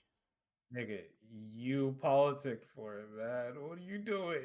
You remember what you did to Solo at the beginning of the year? Because I remember. Nigga, he probably killed Solo's momentum low key. Not Nigga, low lucky key. he He held with this on. fucking Ulafala and you took it from him. After not even building the storyline. The niggas put you on the shelf. The niggas put Heyman on the shelf. And then you niggas reunited like literally weeks before the Netflix premiere. And at the Netflix premiere, in like a very whatever match, you killed Solo completely. Congratulations, Nice. guys. Great job. Thank You're you, doing amazing. Roman. You're doing amazing, brother. I'm so glad you're here, wasting my fucking time. Bye, Tribal Chief. Cornball ass nigga. Oh. Collision, as always, is some fucking hoops, man. I love this show. Like everybody talks shit about it because it gets low ratings, and it's like, well, nobody wants to watch the show. It's not my fault. Like you're telling AEW to make stars, but like they're booking a Collision that has good wrestling on it, and nobody cares. Like I don't know what to tell you. There was nothing but fucking hoops on this show, bro. I don't even like Darby Allin, but him and Clark Connors had a good match, even though it was every Darby match ever. Darby takes 98% of the heat, and then just wins. And somehow Gabe Kidd uses Triple H's special ability and shows up on Collision to kill Darby Allin, and then he says that he wants to end Darby Allin. So of course we're gonna be doing this for a little bit. Did you see that one? What do you think of Darby Allin and White Rhino? It's a lot of Darby Allin matches, except I think this one had the least amount of Darby Allin offense fucking ever. Yeah, no, man. Clark just beats the shit out of him, and they tease the damn staircase shit again. They don't get to do it, but it's there just in case. Shit is so fucking fun. Fucking what did he hit him with that he fell off this turnbuckle ornery as fuck? He fell off this turnbuckle a type of fucking. Oh yeah, I remember. I know what you're talking about. I think he just pulled him off. Oh, he fucking he took his legs out from underneath him, and this nigga fell off the turnbuckle, smacked his fucking head on the apron, and then fell on the floor. Like, bro. I thought it was a good match. I'd like to see Clark Connors in an actual match. This nigga looks like a hooper. Clark Connors is one of my favorite LA Dojo guys. Darby was not the pace of this match, the way this match was. Well, it goes long as fuck, right? For what this is, which is like one long heat angle. I like, the crowd was into it at first, and then they're just like, all right, what am I watching? All right, hey, Darby, you gonna fight back? What the fuck is Like they don't care. Like they care, right? Arlington was great all night, but they were just like, all right, what are we watching? And this shit was like 5 minutes too long, honestly. But I mean, two hoopers technically in the ring. Clark Connors is a hooper. I gave him the stamp. And like Darby Allin can be a hooper because I feel like he has a psychology for wrestling. He's just fucking. I don't know. He's like, that creative freedom I was talking about earlier. Yeah, this nigga has a lot of that. Yeah, and nobody's like, hey, nobody's told this nigga, hey, let's wrestle a different kind of match. Let's do like a back and forth. Like you get offense, I get offense. Let's do one of those. It's just this nigga getting flogged for 15 minutes every time. Shit is ridiculous. Which, sucks because I'm assuming the C2 is where he would have been forced to have a back and forth with wrestlers. And then he got hurt. Which is funny, but that's that match opener. It was good, man. 15 minutes, Darby Allin. That nigga grabs the microphone. I killed all the Death Riders. That shit is behind me. MJF, we coming for you, nigga. And then fucking Gabe Kidd is like, I'm not done with you, though. And starts killing him. Crazy style. They put the steps on him, and they're like, Gabe Kidd is stepping over it. And Gabe Kidd's like, oh, you killed everybody. Well, you killed me, but also, I don't like the way that match ended. It's never going to be over between me and you until you're pushing up daisies, fuck nigga. Shit is And they leave. insane, man. What the Crowd was fuck I kind of did? into it. Crew versus Rascals was cool. The entire internet was flaming Zach Wentz for the knee that he did because it looked really bad. Like, he didn't connect with anything. You didn't get any height on it. All of his knees weren't great that night, but the match was still, it was alright. I love Pretty good. Hot Fire Flame as a finish. The fucking push, moonsault. Yeah, that was pretty cool. That shit. Fuck with that. When they were doing that in NXT, that shit was so fire. And then we fired Zach Wentz because of this fucking Hitler mustache. Like, I'm at the point where I'm not firing wrestlers for dumb shit. I can't. Unless they're a rapist or something, I'm not firing them. I'm not dealing with this. Nah, I have to let this nigga go, and Wesley has nothing to do, and we just kind of gotta give Wesley here nigga damn stuff. I'm not doing this, bro. Like, I'm sorry, man. I know shit is insensitive, but we're in an arms race. I can't fire people. I'm not doing this, bro. What else do we have? We get another Windsor and Hater video package. They're clearly next up for whoever's got them fucking belts because they're pushing them so fucking hard. Well, Harley, it was a good run. Yeah, look, you're gonna lose to, man. The British, bro. Europeans. We got a Moxie promo. He says he can relate to Takeshita, and there's not many people that he can relate to. Takeshita's got the same fire he's got. He then says, "Yo, you niggas don't want no gang war with us, man. Stop it." He says, "Man, I lost to Takeshita in the Kanona Classic. I want it back in blood." He says, "Takeshita, if you want to stop me from getting that, you know what it's gonna take." We have mixed tag shenanigans between Orange Cassidy and Tony Storm. Their attack post match by Yuta and Marina. They start pushing the damn haircut gimmick, and then we get a hair versus hair match for Grand Slam. I love that. Love hair versus hair. Now I'm trying to figure this out, right? Because the way they were talking about it on Dynamite, it's like whoever gets pinned gets their haircut, and that doesn't even make any fucking sense. I could have sworn that it was literally losing team just gets their shit shaved, but I don't fucking care. I'm not. No, she said in the promo, whoever gets pinned gets the fucking clippers. That okay? Well, they're gonna cut Willard Yuta's hair, and he's gonna look like fucking. He'll look like a skinhead. Or he's gonna be stuck. He's gonna look crazy. He's gonna look nuts. They gotta shave Garcia by proxy. What fucking? I can't be bald alone, nigga. Yeah, pretty much. Like they just gotta. I feel like Daniel Garcia's gotta get shaved too. That's just how it works.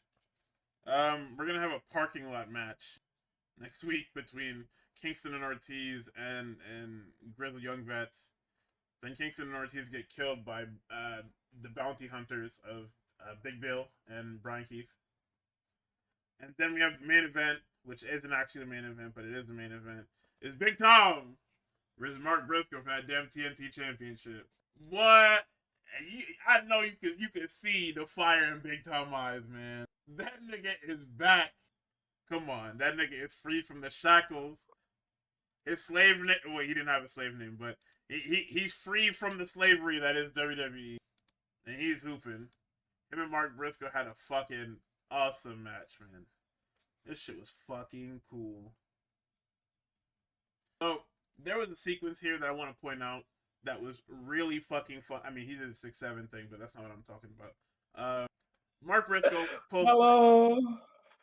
Mark Briscoe pulls the timekeeper's table, and then Tommaso hangs whatchamacallit. He hangs Mark Briscoe over the table, hits him with the knee, and then he stands on the table, pats himself on the back, and by the time he turns around and jumps down from the table, Mark Briscoe's ready on the top rope, ready to hit the froggy bow. Now there's a bit of dissonance because, you know, we're human beings and he has to like steady himself on the top rope, but it looks fucking awesome.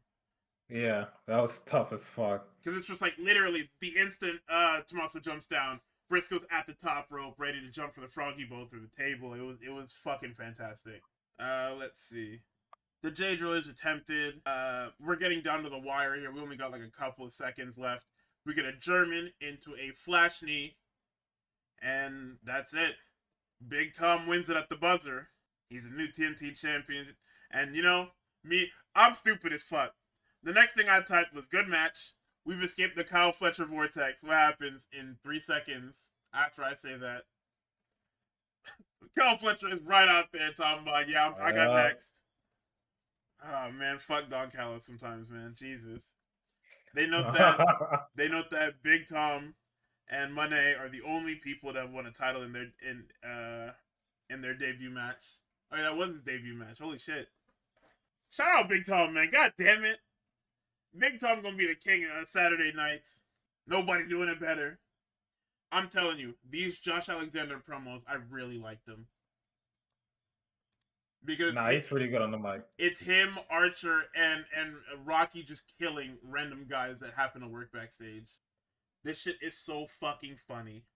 Because he lists out all their plans. The Death Riders won't poach Takeshita, nor get him to defect from the group. Kyle's back in the TNT division, and Andrade's looking for the AEW title. And Hangman doesn't get a free ride to Australia. He's got Mark Davis. Then we get another Hooper's Ball. Former DPW World Champion and heel Adam Priest against, I gotta call him former International Champion because he fucking lost it. They give him a belt bag. He's got no coat because he lost all his shit. They're talking about it on commentary about Takeshita potentially leaving the Death Riders. Priest is getting DPW chants. He hits the Alabama Jam for 2. And I noted that Priest being a complete scumbag in DPW to being a fiery babyface in AEW is so fucking funny. And then Okada hits a Okada-style Deep 6 into a Rainmaker for 3. Adam Priest is fucking awesome, man. Like I do have to do my due diligence and watch more Adam Priest stuff. Nigga was great in this match. Yeah, nice fucking. He was getting killed for a little bit, but like when he got his offense in, nigga, I was invested. Him and Tommy Billington should definitely be, like, if you're gonna put them on Ring of Honor, they should probably be tag champs already. Like, LFI being the fake tag champs because Roosh got hurt is kind of ridiculous. Also, I think we really need to start like separating shit, like between both shows. I think Ring of Honor needs to stay on Ring of Honor. And the problem with Ring of Honor is that it has no identity. Its identity is like guys from Dynamite happen to show up there whenever we need a boost. And I don't even know what boost we're talking about because there's no ratings. It's a show that's streamed on your streaming platform. Let's see. Lexi's with the Rascals. Kingston walks up with no shirt and he says, "Yo, come on, we're gonna go fight these niggas in the parking lot next week." And that's when we find out that the parking lot brawl is going to be an 8-man tag. Fucking ridiculous. Lexi finds Tom with an interview. This is where Tom says the fans accepted him immediately. He gives props to Mark Briscoe. And then says AEW is where the best wrestle. Come on, Big Tom. Tell these niggas again. Tell these niggas again, Big Tom. We don't want our talent to kill themselves unless they're fucking Malachi Black and Rusev, or sorry, what's the nigga's name? Miro? Only niggas. That guy! Exclamation point. The main event is Sisters of Sin and Babes of Wrath. AEW Tag Team Championship. This was here. Like, it sounds fucked up for me to say it like this, but it was very much just here. Okay, come on. There's 2 niggas named Tom. It's Ishii and it's Ciampa. And Ishii is off having fun in Japan, not having to wrestle in AEW. So all we got is Big Tom now. Come on. Also, oddly enough, Mark Briscoe calling Ishii fucking Big Tom is so fucking funny. Come on, that's that's Tom. Come on now. All right, Monday Night Raw. Except we don't get our skyline shot, nor are people walking in because somebody's got a fucking pissy pamper. Nobody wanted to fly the fucking drone because it's too goddamn cold down here. No, fuck that. You know what happened to start this damn show. Pissy Pamper Man walked out, started throwing shit. Nigga, he peacocked Corey Graves, who's been retired for 10. Corey Graves. Just in case. Just in case that nigga with the bad neck want to start some shit. Sorry, 12 years and you peacocked him. Nah, don't get no funny ideas. I saw what you tried to pull, McAfee. Okay. And I'm gonna go fucking. What's that nigga's name? He who shall not be named. Yeah. Don't try none. The table for no reason. I didn't see this. This is so unnecessary, man. Bro, he does it on Raw instead of He at the flipped the fucking gun. Rumble. He's literally throwing the craziest temper tantrum a grown man can throw. Nigga said, Adam Pearce, get your ass out here right now. Nigga said, give me a damn mic. Screw Monday Night Raw. Bro, his voice cracking when he does that is killing me. Nigga, I like it so much. Unintentionally funny nigga ever. I hate Monday Night Raw. I hate it. Yo, the Vision doing power jogs out to the ring is fucking me up. Oh my fucking god. He's blaming Adam Pearce for what happened to him in the ring. You put me at number 2. Bro, what the fuck does that have to do with me? Pearce comes out and says, man, you picked the number. I put this, there were all 2s in there. 30 fucking balls in the tumbler, and I put all 2s in there just for you. I pulled out a secondary tumbler for you, dummy. Come on. Nigga says, who's the masked man then? Nigga, I don't know. Hey, last time it was the masked man running around here, it was one of y'all. It was Austin Theory. Man, Breaker looks at that nigga with the death stare so quick. He's hey, yo, could you imagine? That's funny as fuck. Okay, but you gotta remember, that's like the only good storytelling part in this whole thing. Because it's just like, Theory isn't part of a group yet. Like, I mean, he's in the group, but they didn't pick that nigga. They didn't pick that nigga. But it is funny how, like, Braun is so out of mind that he's seriously considering what Pierce says. It's not even fuck Pierce anymore. It's just, hold on, is this nigga right? I'll kill you right now. Yeah, he's pretty right. much. Like, he's so Nah, tell me it's not you, bro. This nigga is so geeked that he got fucked in the Rumble that he's ready to kill anything that moves. It doesn't matter. Because Heyman gets up and he gets in Heyman's face. Heyman's like, okay, relax, man, please. Yo, what was the bar this nigga hit Breaker with at the end? It was, I'm gonna give you a gift. It's the fact that you can still keep your fucking job. That nigga said, I'm gonna do you a favor and let you keep your job after a piss poor performance. Nigga, Breaker. Niggas want to make fun of him because he tripped. Him tripping is actually the realest part of that shit, bro. I'm so beside myself, I can't even walk right. You hear what this nigga just said to me after suspending me for like a week, bro? The suspension didn't even fucking stick, by the way. He suspended that nigga, was unsuspended in like 30 minutes. And then here comes fucking the night. And then Braun Breaker has his fucking hands on the top of his head because he has to work with this fuck nigga. Bro. I wasn't even thinking about it like that. Oh my god. I thought about it as, yo, we're getting fucking killed out here. This group sucks now. How? This is great, man. We got their segments under 6 minutes, bro. Adam Pearce is a fucking genius, bro. Oh my god. Nigga, these niggas used to take up 15 minutes on a good day. We're down to 6 minutes. I wonder why. It's almost like they got rid of the guy that wanted to talk for 20 fucking minutes. Bro, the segment ends with Breaker with his hands on his head asking Paul, what the fuck are we doing, man? What is going on here? What are we doing? It's such a good opening. Oh my god. Breaker is having a crisis of confidence. Everybody in his group sucks. Paul Heyman is a fucking liar. This is the best Vision thing that has ever happened, ever. I mean, not to cut away from the young OG, but I mean, him and El Grande really was just a backdrop for fucking Chad Gable. Like, it was a return match from last week because they stopped it due to injury scare. So they ran it again. It was good, but it was very much, they were about to cheat like shit. Chad Gable appears, distracts them. We get a super OG cutter for 3. AJ's music and his graphic hits. Everybody thinks that he's gonna give like a State of the Union address, and here comes fucking Gunther. Gunther was trying to talk shit, but Dragon Lee with no shirt on comes and starts killing him. And then he runs full speed into the Timekeeper's area, and Gunther kills him with the fucking ring bell. Yep. And then decides to hanging choke him. He's been watching his Brody King tapes from the ring. Heyman meets with Pierce in the hall later. Politely demands that Breaker get Knight. Pierce is like, I can't do that. So why the fuck not? Because Ron Breaker went out there and started flipping shit over like a bitch ass nigga. I can't help him.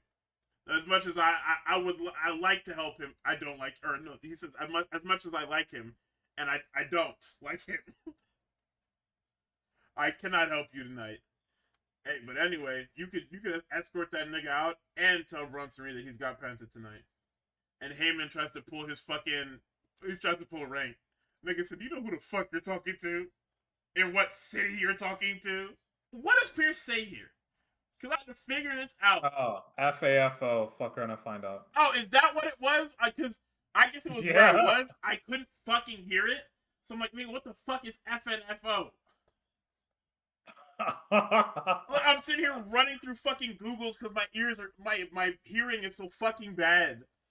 I don't know why he didn't just say mess around and find out instead. But I guess he wanted to keep the fucking energy up. So he just said, you just use acronym. But damn, that shit is crazy. You know what I'm saying? Man, commercial. This nigga has resorted to throwing the fucking mop bucket. Heyman's like, what is your problem? Ah, see, I missed that part. I didn't watch the countdown because who the fuck watches the damn countdown? Because Heyman said FFO with that Rumble segment. Ah. See? Who the fuck watches the damn... Who watches the... So, let's see. The War Raiders are in the ring. Obafemi's music hits, and these niggas are confused. I guess nobody told them that they're sheep now. Because Obafemi comes down to that ring and fucking kills everybody. And two fat niggas got put out the pasture. Beast mode! They note that he's still a free agent, by the way. So, we have no idea where he's ended up. We get a Finn Balor video package. He talks about lack of respect that he's always taken for granted. He always shows up. He only wasn't in the Rumble because apparently niggas couldn't find space for Finn Balor, 2-time NXT champion, first ever Universal champion, multiple time Intercontinental United States and Tag Team champion. But let's see. He wants it all. He wants the World Heavyweight Championship. There's Bella's promo. Nikki is no longer evil because they can pivot back. She tried to get some evil shit. Yo. I don't know what her problem was. I guess she don't be watching the games because these niggas hit the coop, and she's just like, "Hey, fuck you. The Eagles lost." Even though everybody knows you're a fucking Eagles fan, so it doesn't even work. Idiot. Right? No. And then Bree says, "I think they said coop." Right? Because she has rumors of dating the young nigga. Not the fucking corner, right? She confirmed that these are not rumors. I'm gonna ignore what's happening, all right? Because I love Coop.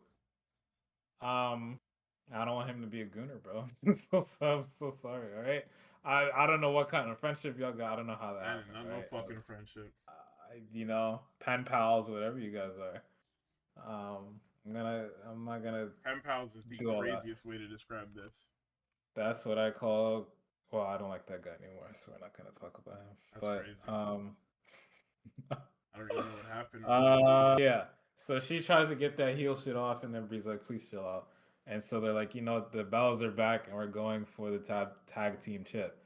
And that's it. That was the entire segment. Yeah, it wasn't too good of a segment. Nobody came out. Nobody said anything. Yeah, I was surprised because I've seen like a screenshot of them in the fucking Judgment Day. When was that from? I actually don't know. What? Because I was watching the show. Making up fucking screenshots? Like, what? I feel like I've seen that somewhere. It must have been when I was looking, because I ain't see shit. What else happens? Fucking backstage is fucking Netflix insert segment with fucking Bert Kreischer and fucking the Alpha Academy. Hey, I like everybody here, even though Bert is once again stupid nigga saying stupid shit. Hey man, we love our corporate synergy. Maxine comes in.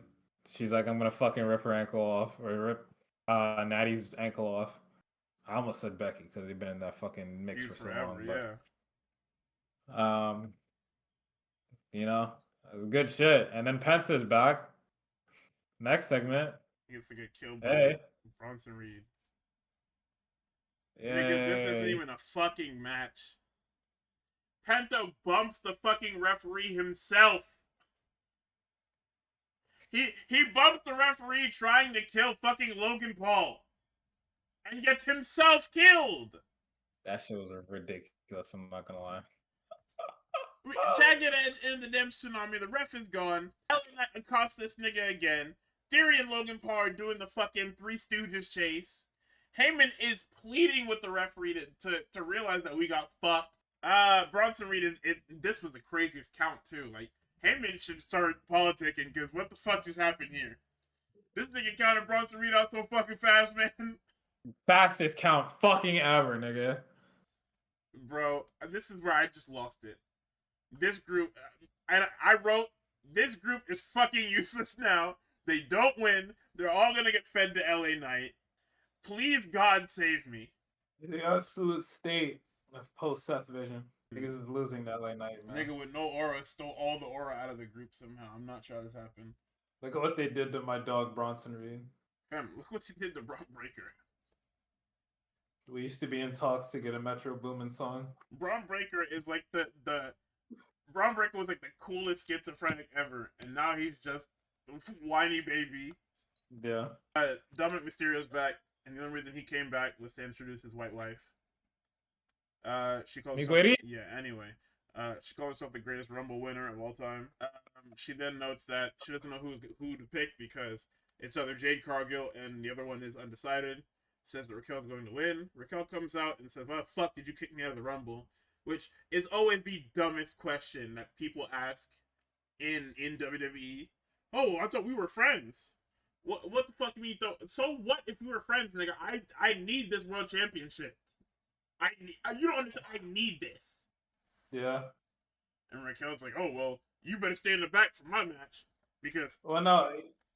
Liv also gave a good point to where it was just like, hey, I won the Rumble, but you're just gonna beat Steph later anyway. Like, what is this? Is such a non-issue. Yeah, it's such a stupid non-issue because Pierce made the match before the Rumble, and yeah, like it's so fucking funny that she was crying about being thrown out of the Rumble when you have a guaranteed title match the night after, or sorry, the Raw after. I'm so used to this shit being on a Sunday. The Raw after the pay-per-view. That's kind of, these niggas had to have been jet lagged like shit too.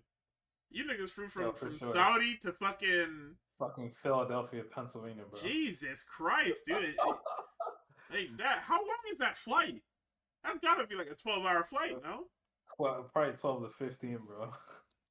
Cause what? Rumble ended at like 6:30? But for them, it was already fucking Sunday. Yeah. So that means they probably immediately got on the plane. According to the DuckDuckGo AI search assist, it says that the rough time from not the Philippines, man. What the fuck? Oh, DuckDuckGo AI assist. You're so good, bro. You're so dog shit, man. How did you fucking flip my shit to the Philippines, man? Somebody got a "Why wasn't Kit Wilson in the Rumble" poster? Okay. Oh, that's cute. Look at Kit Wilson getting over. Riyadh, Saudi Arabia to Philadelphia. Okay. Pennsylvania. Like, fuck, man. What the fuck is going on? Thank you. Jesus, dude. 13 hours and 45 minutes, according to TravelMath.com. God damn. I mean, they probably got the shit where you could lean back and sleep, turn into a whole ass bed. WWE private jets. Nigga, I would be belly out, slumped, bro. You dead ass. Oh my god. Especially if I'm fucking, what was it? Cody was in an 8-man on Friday, and then was dead ass in the Rumble on Saturday. Fucking weirdo, man. Wearing that stupid ass suit. So yeah. Raquel says stay in the fucking back, and then Liv is, hey, you ain't gotta tell me twice, nigga. Shit. Good luck. And then the promo. Yeah, they don't do that. Spoiler. They don't do any of whatever she asked. I think that shit is next, is it not? Yeah, no, like Raquel comes out and I'm like, oh, okay, I guess the match is happening later. Nigga, they come back. They go to commercial and Steph is coming out to what the fuck? And this is where we find out they changed Steph's music. Oh, I didn't even hear that part because I was Discord was like fucking up my audio. You know how when you're in a fucking Discord call or mobile, any audio from your phone is just fucked. Oh yeah, shit is fucking squished, bro. Yeah, so I couldn't hear a goddamn thing. Yeah, it's not great. And like Steph specifically requested they don't change her shit. She was like, "Hey, I like this song a lot. I don't want to change it." I just don't know what changing it does. Like, it hurts more than it helps. Honestly. Like, what are we circumventing by changing all the fucking music? Is this actually a copyright rights money thing? Like, are we hiding from somebody? It can't be, because that's the fucking... It's a Def Rebel theme, isn't it? PC's premium finest default vaguely rock wrestler theme. It's like, not a Def Rebel song? Whose fucking song is this? Wait, what the fuck? What the hell? Oh, I don't understand. Out of the samples folder. What the fuck? That's crazy. Holy yeah, they change it. It's not great. It's gonna probably hurt more than it's gonna help, because now people are gonna have to get used to this new song. And they didn't get used to Roxanne Perez's songs, so I don't think they're gonna get used to stuff. And Roxanne wrestled a lot. And they're still not... I'm not used to that. Yeah, I see it here. That's... Half the fucking Rumble themes, I was like, who the fuck is that? Put in the Discord. Let's see, jump to present. Chris Eager. One of the most amazing highlights for me was from 2025, Steph Vaquero walking out to music I wrote, Bury Me. It's part of a few boutique music cues I wrote for my publisher when I was pursuing music full-time in my band In Virgo. I'm an artist, not a stock music composer. Ooh, sorry, my bad. I put a lot of soul and fire into that one, and it fits her vibe so well. It was awesome watching La Primera's descent to becoming a legend. And me and my entire family are all huge fans. It was an honor to be a small part of it. And I'm eternally grateful to Steph Vaquero for fighting for my music. It was so validating and life-changing for me as an artist. In my mind, Bury Me will always belong to you. We love you, Stephanie. At WWE, at Triple H, at Steph Vaquero. He made sure to add them other two fuck niggas just to... Me and him are kinfolk, bro. I did the same shit. Go to this nigga's page, and this nigga has 300 followers. Pay the nigga, pay him! I was about to say, I don't see why you can't... If anything, why don't you pay him to, like, make the remix? I don't fuck see that. Why not. Just pay him! If you really want to, like, change the song for whatever, why not just pay him to, like... make the remix. I don't. You can even pay him fuck off money, bro. Like, pay the nigga. Who cares? You dead ass could pay him fuck. He has 300 followers. You could definitely slide him a little bag, and he'd be like, "Hey, thanks, God. I'll stop calling to get my royalties now." Like what? I don't know. Fuck you niggas, bro. I don't know what to say. You get all that money from going to Saudi. You can't give niggas money. You gotta another 5 years to Def Rebel. Like what? What's going on here? I don't know, man. All right, well, to talk about the match, I'm sorry to tell you guys. It's boring. And I'm sorry to the city of Philadelphia. You guys got to get your lashes, bro. We have to move on. All right? I don't know anything about ECW, so I'm not going to lie and say that I love ECW. I'm sure it was great. We have to leave this street fight. Not everybody has to come to Philadelphia and do a street fight, all right? And Philadelphians that are going to wrestling shows, I understand that, like, embracing our history is our thing, right? And we're not gonna change. Nobody likes us. We don't care. We don't have to play into this street fight bullshit, bro. We can have just regular matches in Philadelphia. We can just have it. We can just have it, bro. Because these two entirely did not need to have a street fight, right? I don't know what kind of match they were going to wrestle if it wasn't a street fight, but low key, it would have been way better, because I think the street fight made this match worse, because they did too much. They tried to do fucking everything. They did fucking candlesticks, the trash cans, the fucking tables that are pre-broken. Like, it was everything. It was too much, and everything happened here. This was damn near fucking anything that niggas were just missing a ref bump, and we would have had everything in the goddamn match. We do get ref bumps in fucking garbage matches now, so it's too much. It's too much. Doing too goddamn much. All right, enough, bro. some fucking Philadelphia street fight. I'm Shit over is it, ridiculous. bro. Over it. Tired of it. Finish of this match comes in the way of fucking Steph has this girl dead to rights. Well, actually, yeah, Steph is about to fucking blow Raquel's fucking head off her shoulders. Liv pulls up to distract the ref to get Raquel out of this sticky situation. It don't goddamn work. Then fucking Roxanne shows up to distract the ref again for some added heat. Bro, they came running out, up and down everywhere, ruined the whole fucking thing. Fucking god. Right? And then, Raquel gets Steph up on this top turnbuckle, and I'm like, all right, they're going to pull the trigger. Steph is about to lose this shit. I don't know if I agree with the decision, but hey, something's happening on this goddamn show. Because at this point of the show, we have had fucking, 3 matches?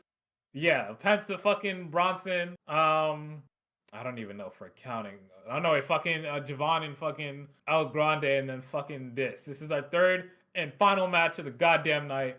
So I'm like, hey, if this is the one where something happens, so be it, right? I really don't agree, but hey, whatever, right?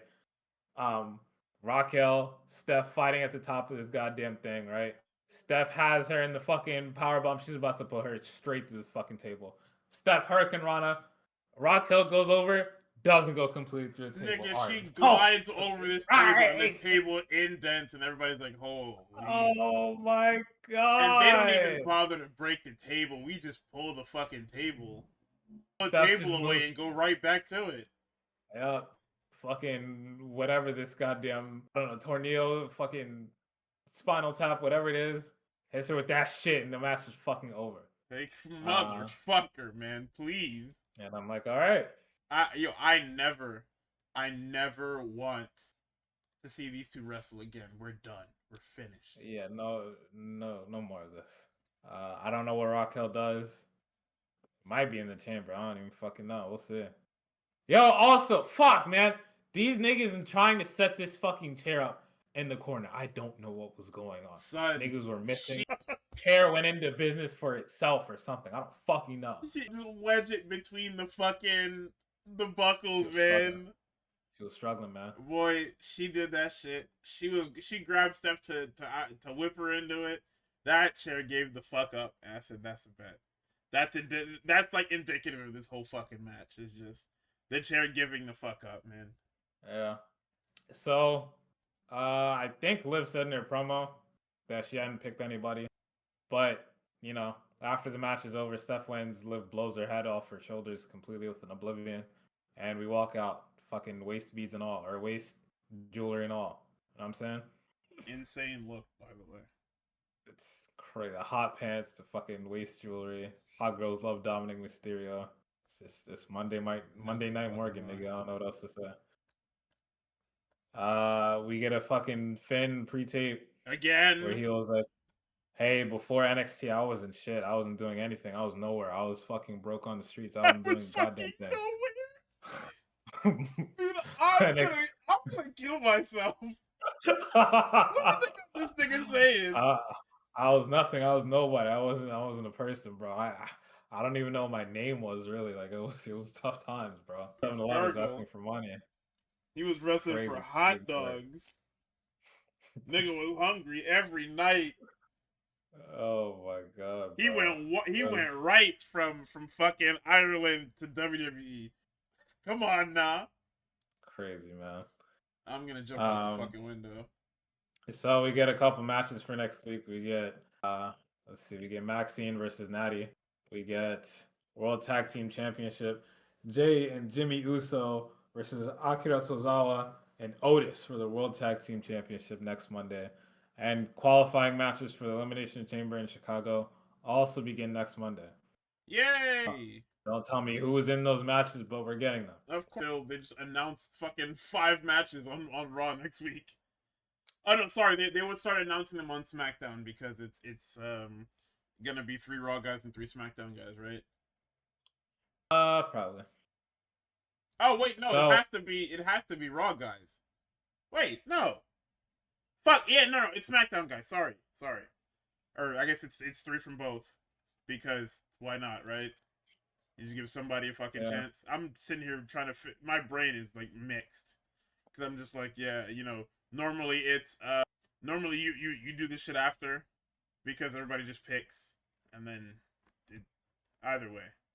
So in our 22-minute main event segment, this fucking jackoff pulls up in a Range Rover, walks through the backstage because he's late to his own goddamn show. Honestly, the only thing that we expected from this nigga was to show up Monday. Niggas were running victory laps because everybody was joking this guy wasn't even gonna show up on Monday because the fucking head of creative of the goddamn of the entire show, both shows, every show, right? Triple H, the guy whose name shows up at the credits first above anybody else. Triple H says, "I don't know when this fucking guy is showing up," and then we get a graphic like a day later saying, "Hey, this guy's gonna show up to his own goddamn show." Everybody's all the fucking Stockholm syndrome fucking bloodline fans. Oh my god, you guys were wrong. Yeah, God forbid. Look how I have we make to be jokes wrong. about the guy not actually showing up to the show. Finally wants to show up to a fucking show. God damn it. Whatever. So yeah, Roman Reigns shows up, Philadelphia. Some guys like, hey, we have the same shoes on during the commercial break. Roman peeps that shit. I was looking clean, my boy. Right. This guy shows up in his finest fucking Carhartt. Right. Whatever, bro.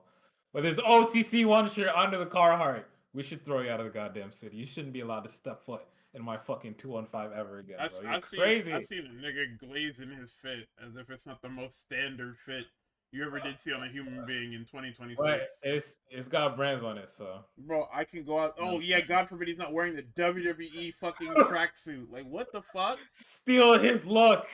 $500 fucking regular ass fucking jacket and his $1,000 fucking necklace or whatever the fuck it was. Man, shut up, bro. It was kind of dancing. I can't lie. I don't give a fuck, man. I would hope so with all that money you're stealing from this company. AEW doesn't have anyone wearing fly shit, bro. Watch out, bro. I'll romance. Oh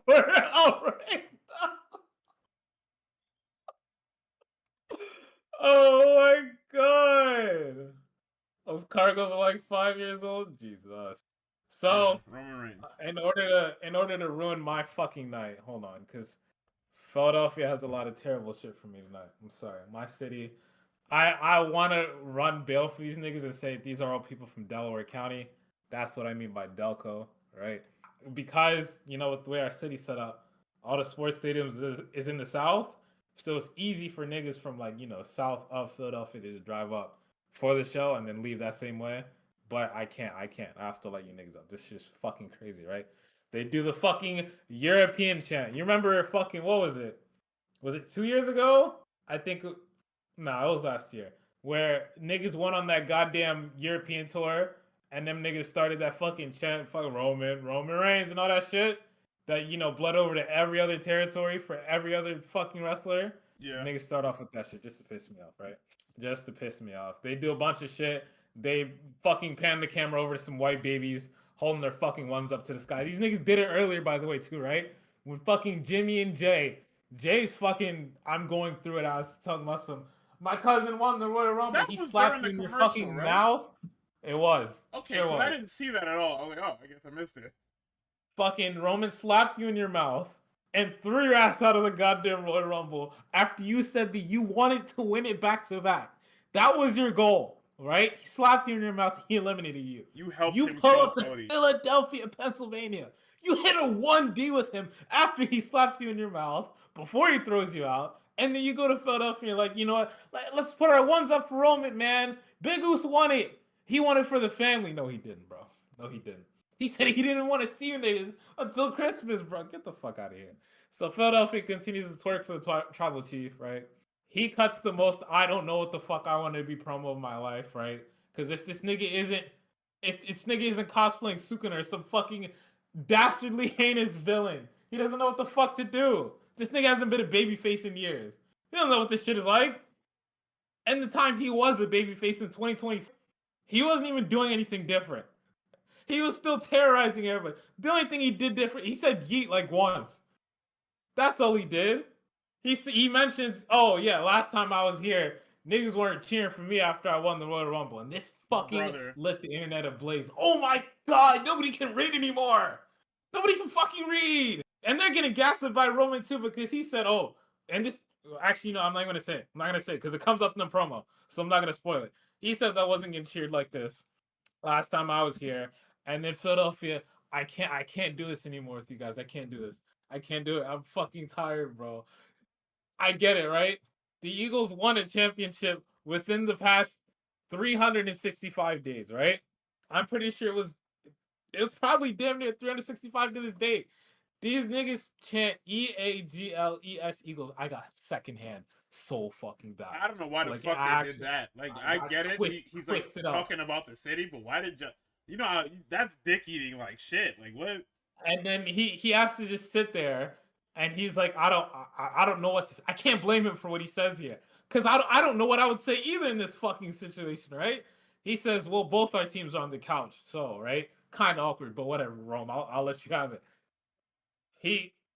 He continues to go on. I forget what he says, but he's talking about how he's linked with the city.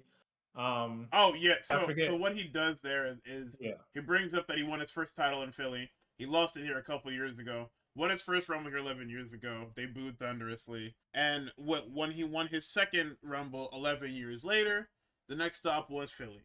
That was his whole thing before.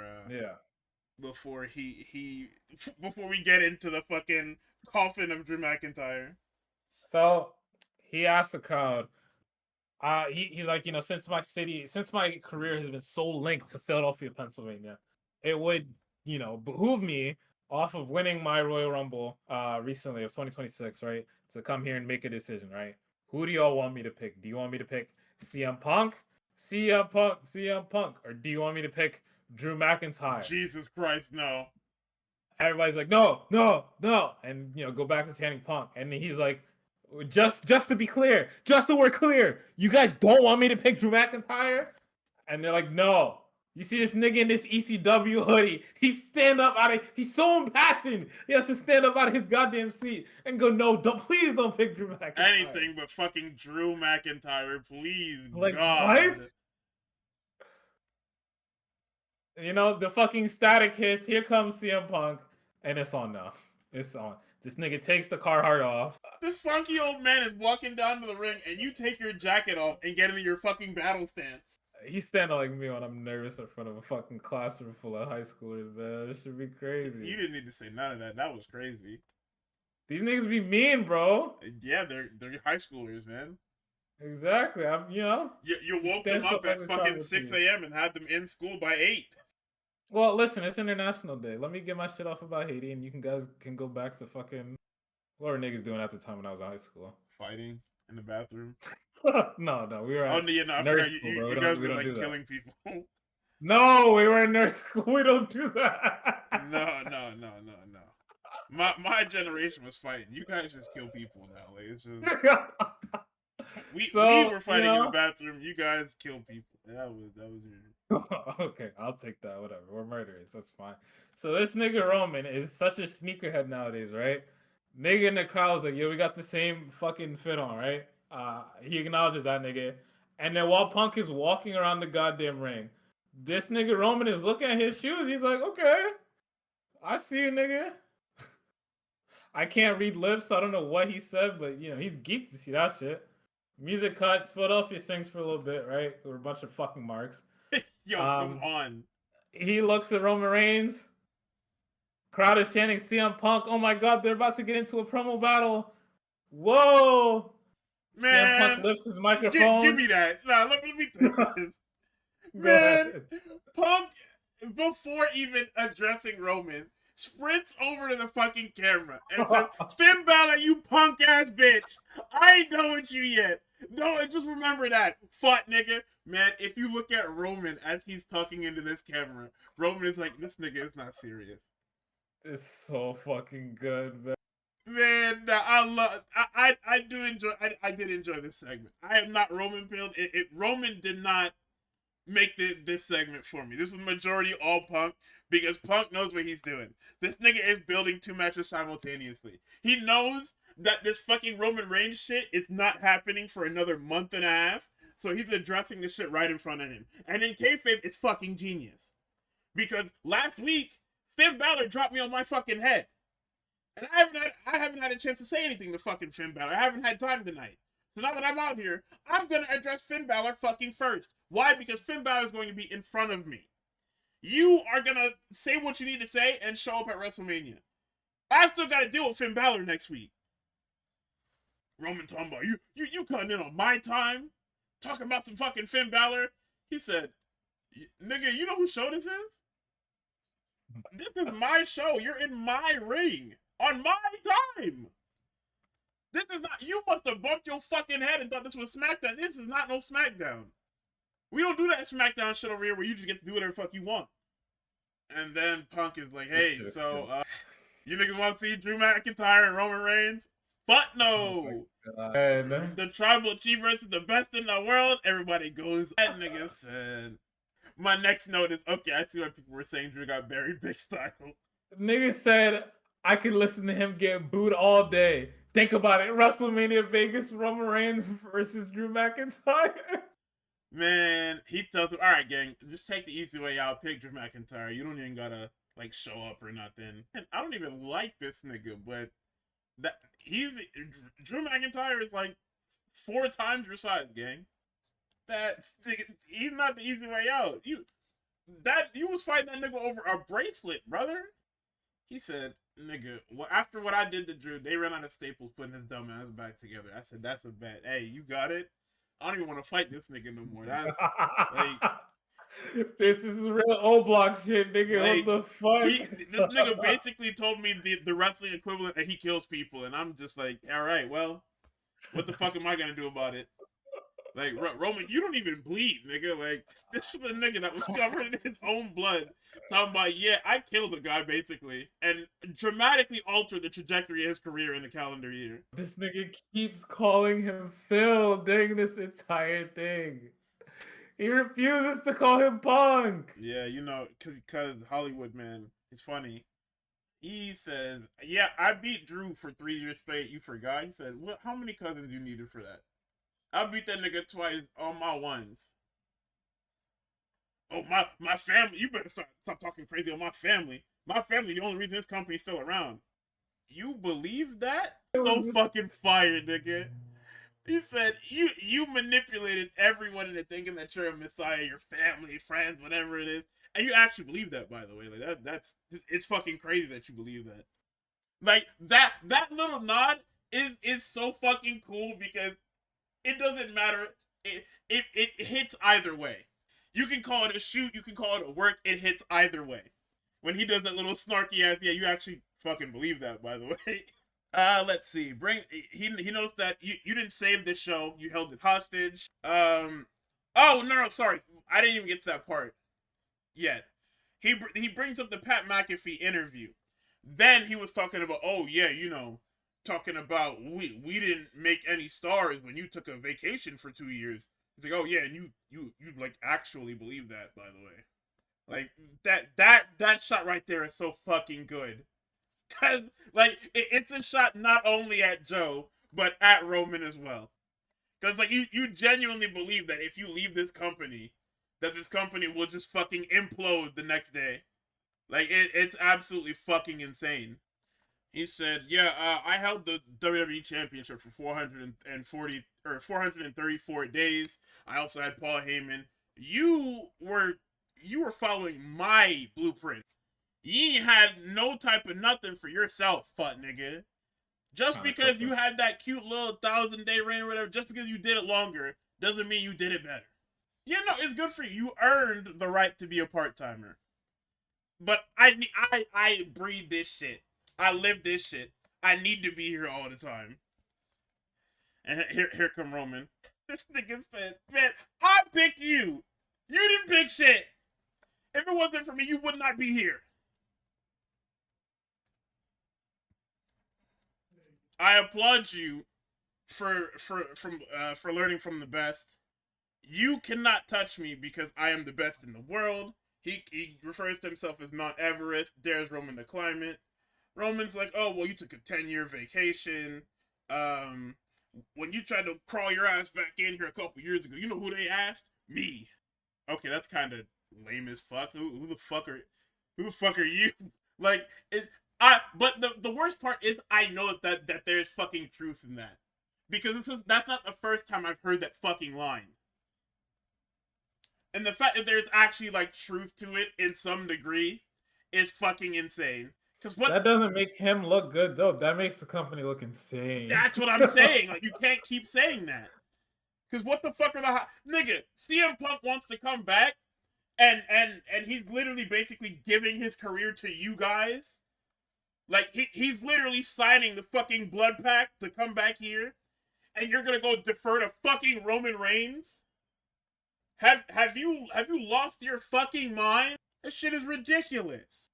This nigga said because you left and you went and kikied on your friend's podcast, my career was way harder than it ever needed to be. Hey, guys, Roman, I'm gonna shed some truth on that. Your career was as what did I say earlier? I said this at 2:20 p.m. I said nigga brought up Colt Cabana talking about you made my life harder than it needed to be. I'm gonna hold your hand when I tell you this. People never hated you because Punk was ranting about WWE and death to WWE and all of that. People hated you because you sucked, and nothing you accomplished from 2015 to 2017 felt organic. We were in an era where NXT was like the coolest thing ever, and people who like deserved pushes were getting pushes in NXT. So yeah, when I look at the main roster and I see a guy that's not better than most of his peers getting the super duper rub, he's winning rumbles, he's beating guys he's not supposed to, he's beating them handedly too, super duper clean. If he loses, it has to be a fuck finish. He's getting or people are getting count out victories over him, or not even beating him at all. Whenever he gets heat on him, he gets it right fucking back. Like, yeah, bro, when you get the John Cena push because the machine wants you on top and the fans don't, guess what happens? You get booed, man. CM Punk saying WWE is a shitty place because I almost died in there because I needed to be on the road or else my career was basically fucking like put to a halt. Did not make your life harder. Like, once again, you can say, oh yeah, well you're getting work, but like he believes this to a degree. Like, him and fucking Rollins believe that this fucking Colt Cabana podcast from like 15 years ago ruined his life. Like, they believe this shit. Like, this was especially back then when podcasts weren't like that, right? They weren't getting aggregated, like the way that they do today. You do a podcast today, all them clips are on Twitter within the fucking first 10 minutes of that shit being live. Back then, a podcast, I don't know what year that was. It was probably like, what? It was 2015. 2015? I don't think it was catching fire like actually, that. No, sorry, 2014. Yeah, I don't think that shit was catching fire like that. I mean, it did. Because it was like, because Colt Cabana had like one of the biggest wrestling podcasts at the time. It was like him and Jericho. And then the other one were like news podcasts. Like, he was the biggest wrestler podcast. And 2014. 2014, he had walked out of the company. Okay.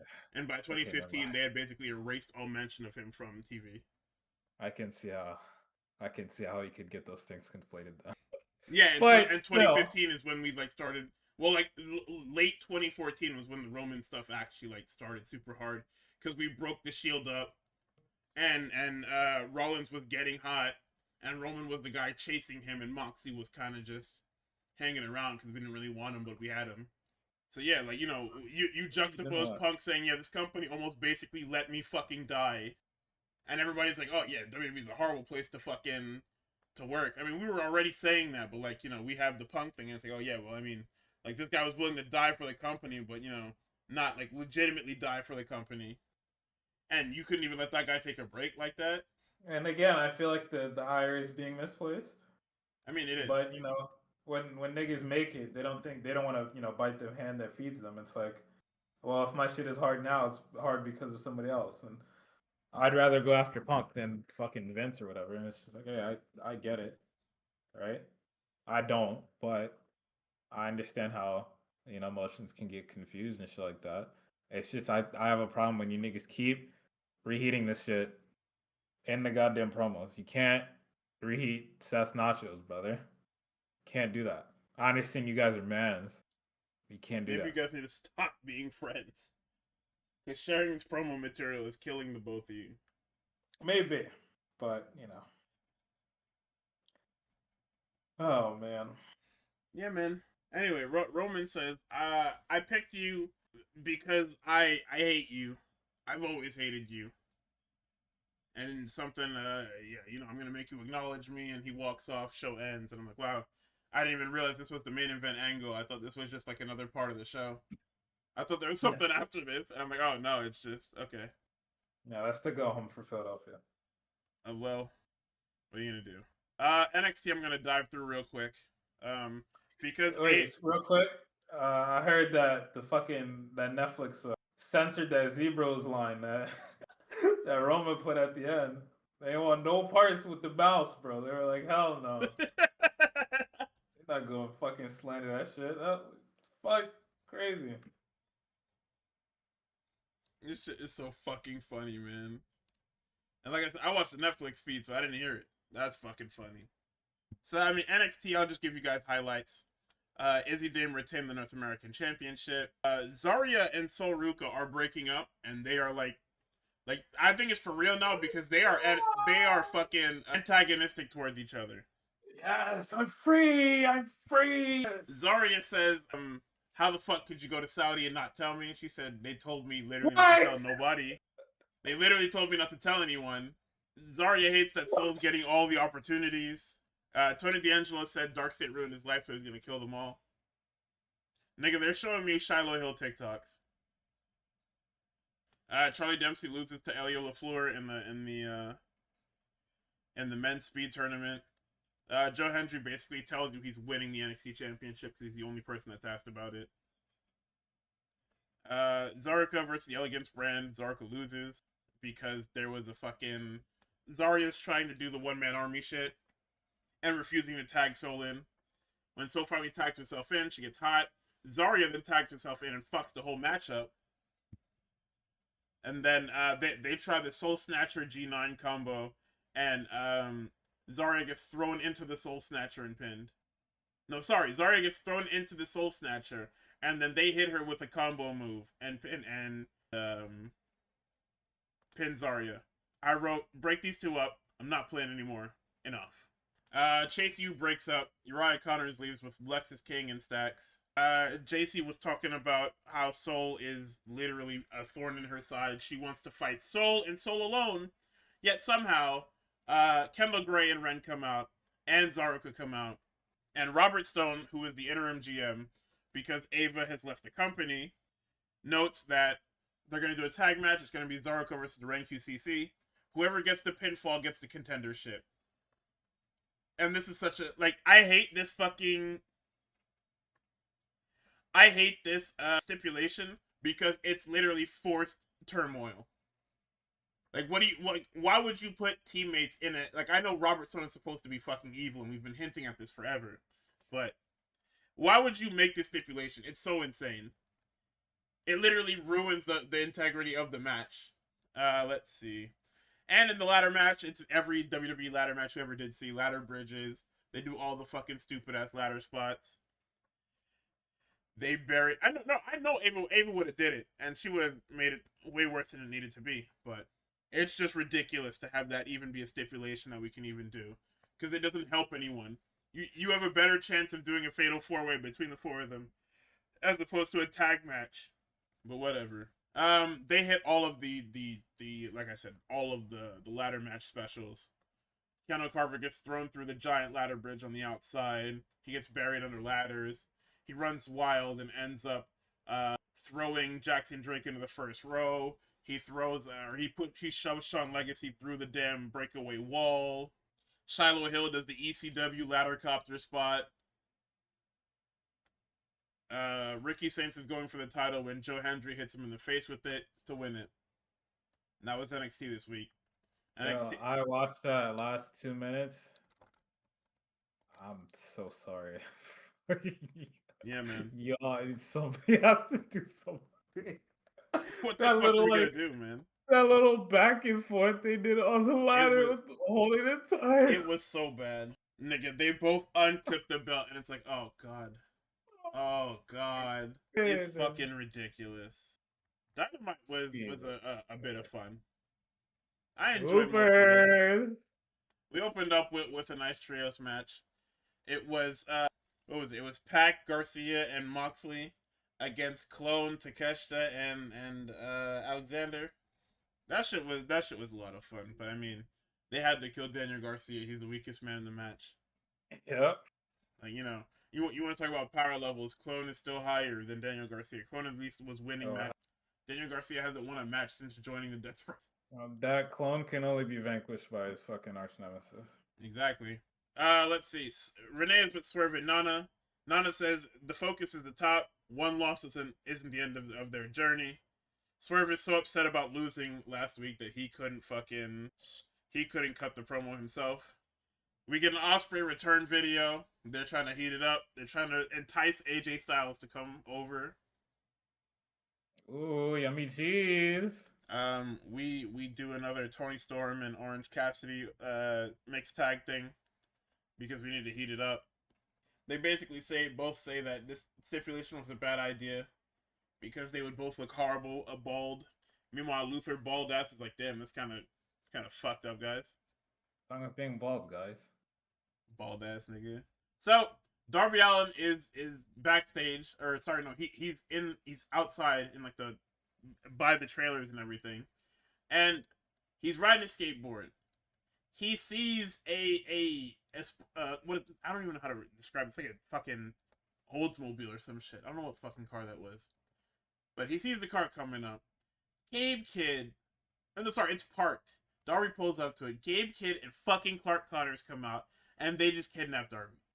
Like, he allows himself to be fucking kidnapped. They throw the spare tire out of the trunk and throw Darby in, leaving the spare tire and his skateboard on the ground, and kidnap him. Hangman Page and Mark Davis. Mark Davis is a fucking stud. That's all I gotta say. I don't have nothing else to say about this. Nigga, every time I watch the Mark Davis match, I'm like, what the fuck is going on, man? He's hitting moves that I can't even fucking pronounce. What's happening here? He hit that psycho driver, and I said, wow, that was fucking awesome. Whoa, brother. Crazy good match. Anyway, Redacted Man says he's gonna make his way back and get to the AEW title. Something about snipping off fucking MJF's balls or something. Hey, we got a Kevin Knight video package. Then we get Andrade versus Kenny Omega. Oh my god. Literally Hooper's ball. Nigga, this shit was insane. Hey, Andrade, I don't think you can use the figure 8, man. I think you should just leave that shit alone. Nah. I'm just saying, I think you should leave that shit alone. Nah, I think it's okay. I don't think it's okay. I'm just it might be okay. I'm telling you it's not okay. Me. I think you should leave that shit alone. I'm just saying. You should leave the figure 4 and the fucking figure 8 alone, nigga. But whatever. What we gonna use? Use anything else, bro. You're upsetting, man. So speaking of baddies, right? The last 2 times we had plants in the crowd, they were wrestlers, but now Tony Khan is like, I have to up the ante. How can I up the ante? We are going to place West Side Gun next to the finest top 1%ers that we could find. Yes. Oh my god, this thing, Andrade goes over to the first time and says, hold on, who are y'all? Right? And he says, hold on, one second. I gotta do something. He goes to the top turnbuckle, hits this nigga Kenny with a fucking tornado, and then he goes back over there and takes selfies with him, man. What a guy. Right. What a fucking guy. You know what it is. Come on. As soon as I saw him with this goddamn shirt on, too, I was like, okay. He's just wearing it just to take it off. Actually, is that on shopaw.com? Oh, let me see. I think that is. Yeah, the one that he came out with is definitely on shopaw. Might have to give me Andrade shit, you know what I'm saying? This nigga is something else. You know how I get up on my shooters, bro. But nah, this was hoops, bro. Fucking hoops, bro. Nah, yeah, this shit was awesome. Yo, everybody go watch this, please. Please. Yeah, nah, it's definitely one of those ones where we're just like, yeah, we can't fucking do it justice, so you kind of just gotta go and watch it. He hits the feint elbow. Callis gives him the fucking screwdriver. Swerve then steals the screwdriver, and the referee gets in Swerve's face. Kenny goes for the one-winged angel and then gets a fucking dick punch because Aubrey is distracted. And then we get the message for 3. And post-match, Swerve and Kenny get into it only because Swerve is a fucking idiot. Like, Swerve gets in Omega's face, starts shoving him. Kenny shoves him back. Now Swerve is mad. Like, this is such a fucking stupid... Like, this is such a stupid wrinkle to this title picture. Because why the fuck would Swerve even come and help Omega? This is what I'm talking about. He's helping Kenny because he hates the Callis family. But it's just like, why would you help Kenny? Kenny losing doesn't mean anything to you. Are you doing it for Hangman? Like, is this where we're at? Like, it's because fuck Andrade. Nigga cheated and beat me last week. Okay. I don't know how I forgot about that. I was like, I mean, I didn't watch it, so that's why I forgot. Yeah, no. Andrade hit sort of with the same shit, fucking dick punch. Them niggas were having a classic, and Andrade was like, "Nah, I ain't got no more quarters left, big bro. I gotta do something." Swerve is like, "Nah, that nigga cheated. I don't like Kenny either, but you're not gonna beat him with this goddamn screwdriver. Get the fuck out of here." And then you know wrestling. He gets called by Aubrey, gives him time to dick punch. Kenny doesn't see that he took the screwdriver and doesn't care and pulls up on him later. Now we're getting fucking Kenny Swerve somewhere. I don't fucking know where. Probably Revolution. Australia. Maybe. It has to be Australia. Well, why the fuck would we wait? That's true. So security pulls up and does their fucking job. We get a little Brody King vignette. And then we're backstage with the ineffable Renee Paquette and Chris Statlander. Statlander is like, "Hey, listen, technically, we could go again if you want, bitch ass nigga, alright? This shit is crazy. You better hope that the fucking Galaxy Strongest is only a title. I forget what her actual title. Cosmic Killer is only a title. If it was, you'd be fucking toast, bitch ass nigga." So they're gonna go again at some point. Stat explicitly says not tonight, and then fucking Renee is sad, but she's like, "Hey, don't worry about it. We'll get it soon." So going from that, we go right into fucking Babes of Wrath versus Megan Bayne and Penelope Ford. I'm not gonna call them their tag name. I'm gonna give it a month, and if it doesn't change, then I'll start calling them by that shit. But what they got now is not good. So what is it? It's mega bad. Wow. So the match wasn't bad. I mean, listen. It was anchors in most cases. That it was around this time that Jordan Grace said death the portmanteau tag names. Yeah. Yeah, like I don't even know how you end up with that. What do you're combining Megasis and Superbad? That's stupid.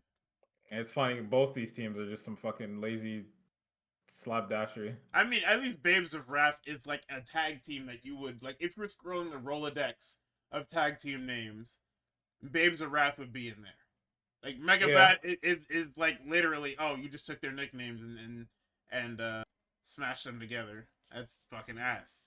Like even Timeless Love Bombs, like that's it's same thing as Babes of Wrath, where you look through a fucking Rolodex and it would be there, you know? Yeah, they're lucky it works. So you can hide the fact you ain't really tried, but yeah. Anyway, they hit Harley with that hashtag shit, and that's it. Willow was staring at the fucking mats outside, talking about, yeah, why the fuck am I in this? Look what they did to my dog, man. She was putting up numbers still. Jack Perry and Ricochet, national championship. Hold on. Before that, we got to recap. Tom winning the TNT title. He gets a speaking promo here. He has the old TNT title, not the Confederate flag kiss your sister title. He's gonna have an open challenge on Collision, he said. And then when we cut back to the ring, they reveal that it's Roddy and Claudio in a 3-way. And I wrote, if this isn't the main, I'd be hard pressed to find another one. Let's piss me the fuck off. Why don't we? Whatever. It has to be the main. Yeah, put that shit in the middle of the show and give me in the main Sisters of Sin versus fucking Alex Windsor and Hater. Let's just piss me off some fucking more. Oh, hold on. What, you want to see that? That's you? You want to see poor Sky Blue get dropped on her head? That's what you like? Sky Blue is built for it. If there's anybody that's built for it, it's our good sister. It's not the point at all. I saw a tweet that said there were two girls at the I forget what show it was, but one of them was saying that they was hating on Sky Blue Oh just because yeah, no, her Sky Blue ass was fat. having the God-given yams was being fucking body shamed by another lady, and I was like, that's fucking crazy. Y'all niggas be so mean. It's funny as fuck, man. Like, y'all really Now, hate women by for her being pretty. logic, That's crazy. I can't really blame her because why do you have all that, bro? That shit not Nah, that's fair. hater shit, bro. The Fuck fuck? off. Nah, bro. You know, if I had to go to the gym and do all this bullshit, bro, this rigmarole, fucking, I have to fight for the hip thrust machine. I'll kill myself, bro. And you gotta figure that out. What kind of bullshit is that? I don't want to hear that. You just gotta die about it. I'm not listening to that. Oh Ah, fuck that. my. Leave that young lady alone. Ricochet and whatchamacallit, pretty good. Yeah, I mean, it's that archetype of match where it's like we're having really good matches, and it just builds off of the last ones. But after like two of them, I'm good. You know what I mean? I think we're on match 3. I think this was match 3 between them. Maybe I could be wrong, but yeah, nah, I'm good, man. I think Jack Perry needs to go to the back of whatever fucking proverbial line you have for this belt, and we can be done with it. But we're not, because it's transitioned into a fucking Bucks versus Gates of Agony thing, which means it's gonna be a 6-man tag in fucking Australia. God damn it, dude. So, Ricochet runs Jack Perry into the belt in the corner, and he hits Vertigo for 3. We cut back to the back again, or to, I guess, pre-tape. Clark Connors and Gabe Kidd are killing production and screaming at them to show a video. Now, I don't know about the legalities of this, but you guys don't work here. I don't think you can beat up production. I think you guys are gonna get in trouble for that. Probably. So they cut to camcorder footage. Gabe Kidd's fucking face is all in the damn lens. He shows a shot of further back. They're dragging a fucking what looks like a coffin at first. When they get out and stop, they reveal that it's a fucking body bag. And the implication is that they hogtied Darby, put him in a fucking body bag, and dragged him through the Nevada desert for an undisclosed amount of time. They then cut the rope that tied the body bag to the car and drove off, implying that they left Darby on for dead in the middle of the Nevada desert. Once again, is that not, like, can't you guys get in trouble for this? No? Nah. That's a bet. Nah. No, that's a bet. I'm just asking.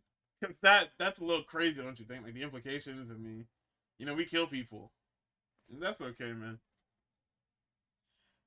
Then, apparently this started at 10:02. Like I said, I was watching on tape delay, so I had no sense of time. Apparently the entrances for this started at 10:02. So we get Brody King, MJF, and the world title eliminator. As you know, we got Fuck Ice Chance. MJF fucking does the best face money could buy. And fucking Shaq was when he was on Hot Ones and he was like licking the goddamn wing and it made that goddamn face. That and shit dead came back, yeah. Like. Nah, salute to Max, man. Guy with the heart of gold. He just says questionable things to try and be the best scumbag he can. Yeah. I really wish you would stop saying the questionable things because you're good. You're good at what you do, man. Just stop being fucking lazy. You can keep most of them. You can keep the sexual predator shit at home. Out of your bag. Like, the Keep fact that you out put of that everything in else. there means we should fucking cut your hands off, but We should. not that ass. Like that stuff we Oh should my cut your fucking God. hands off because you keep doing it too. We really should, bro. The fucking sexual predator stuff, the pseudo racism stuff that I'm glad you left back before the fucking in the pre CM Punk world. I'm glad you left that shit alone, man. So we get the funniest outcome ever we could for this fucking match, right? Hangman's music hits immediately, right? The bell rings and fucking Hangman is here. And in my mind, I'm like, in kayfabe, are these niggas also threatening production to play their music? Yes. Because there's no way this is allowed, right? Like you should be Hangman allowed literally to walked do up to it. production and said, "Play my fucking music," and he walked out there. Fucking Max gets hit. What was it? What's this fucking move called? I don't even know what this shit is called. He gets choked out. Nigga, he He chokes gets this thrown in the nigga ring. out, rolls him in, hits the cannonball, and hits that fucking Gonzo bomb for 3. Max was Fire. beat in like 2 minutes flat. Fire. Here comes Andrade. Double axe handle the back of Woody King. He says, "Oh shit." Boy, I he hit hit him him with that again. fucking shit. He hit him with that damn elbow is what it was. Yeah. That fake out, bro. Puts that nigga on his ass. Max gets hit with the DM. Dead. And then fucking Andrade is buckshot lariated. Hangman starts to go towards the fucking chip. Nah, I'm gonna go over to Max instead. Come here, bitch ass nigga. Fucking he's about to go for buckshot. Hangman hits him with the craziest, the most insane dick kick you'll ever see, man. Like he dove cock and balls for this dick kick. It was insane. I've never seen such an egregious dick kick in my life. Fucking, and then when Max thinks he saved, Gonzo bomb too, nigga. Yeah, he hits him with that shit again, bro. That was crazy. Fucking Bro, he poses with that damn belt. And then he's losing like shit when he poses with the belt. Pose with that shit twice, bro. You're dead. Yeah, you're super dead. He's gonna beat you. He's gonna beat you clean at this point. Everybody's dead. We are set for Grand Slam Australia. However, Tom and friends, Saturday. Ooh. Yeah, they remind you, Big Tom coming up. Come on now. We love Big Tom. Nigga, his shirt is already on the website, bro. I'm gonna have to cop. You already know what it is. Come on. We finna do another big rating too. Wanna know why? Because it's Big Tom. If we don't do a big rating, it's Tony Khan's fault. Yeah. It's just that simple, bro.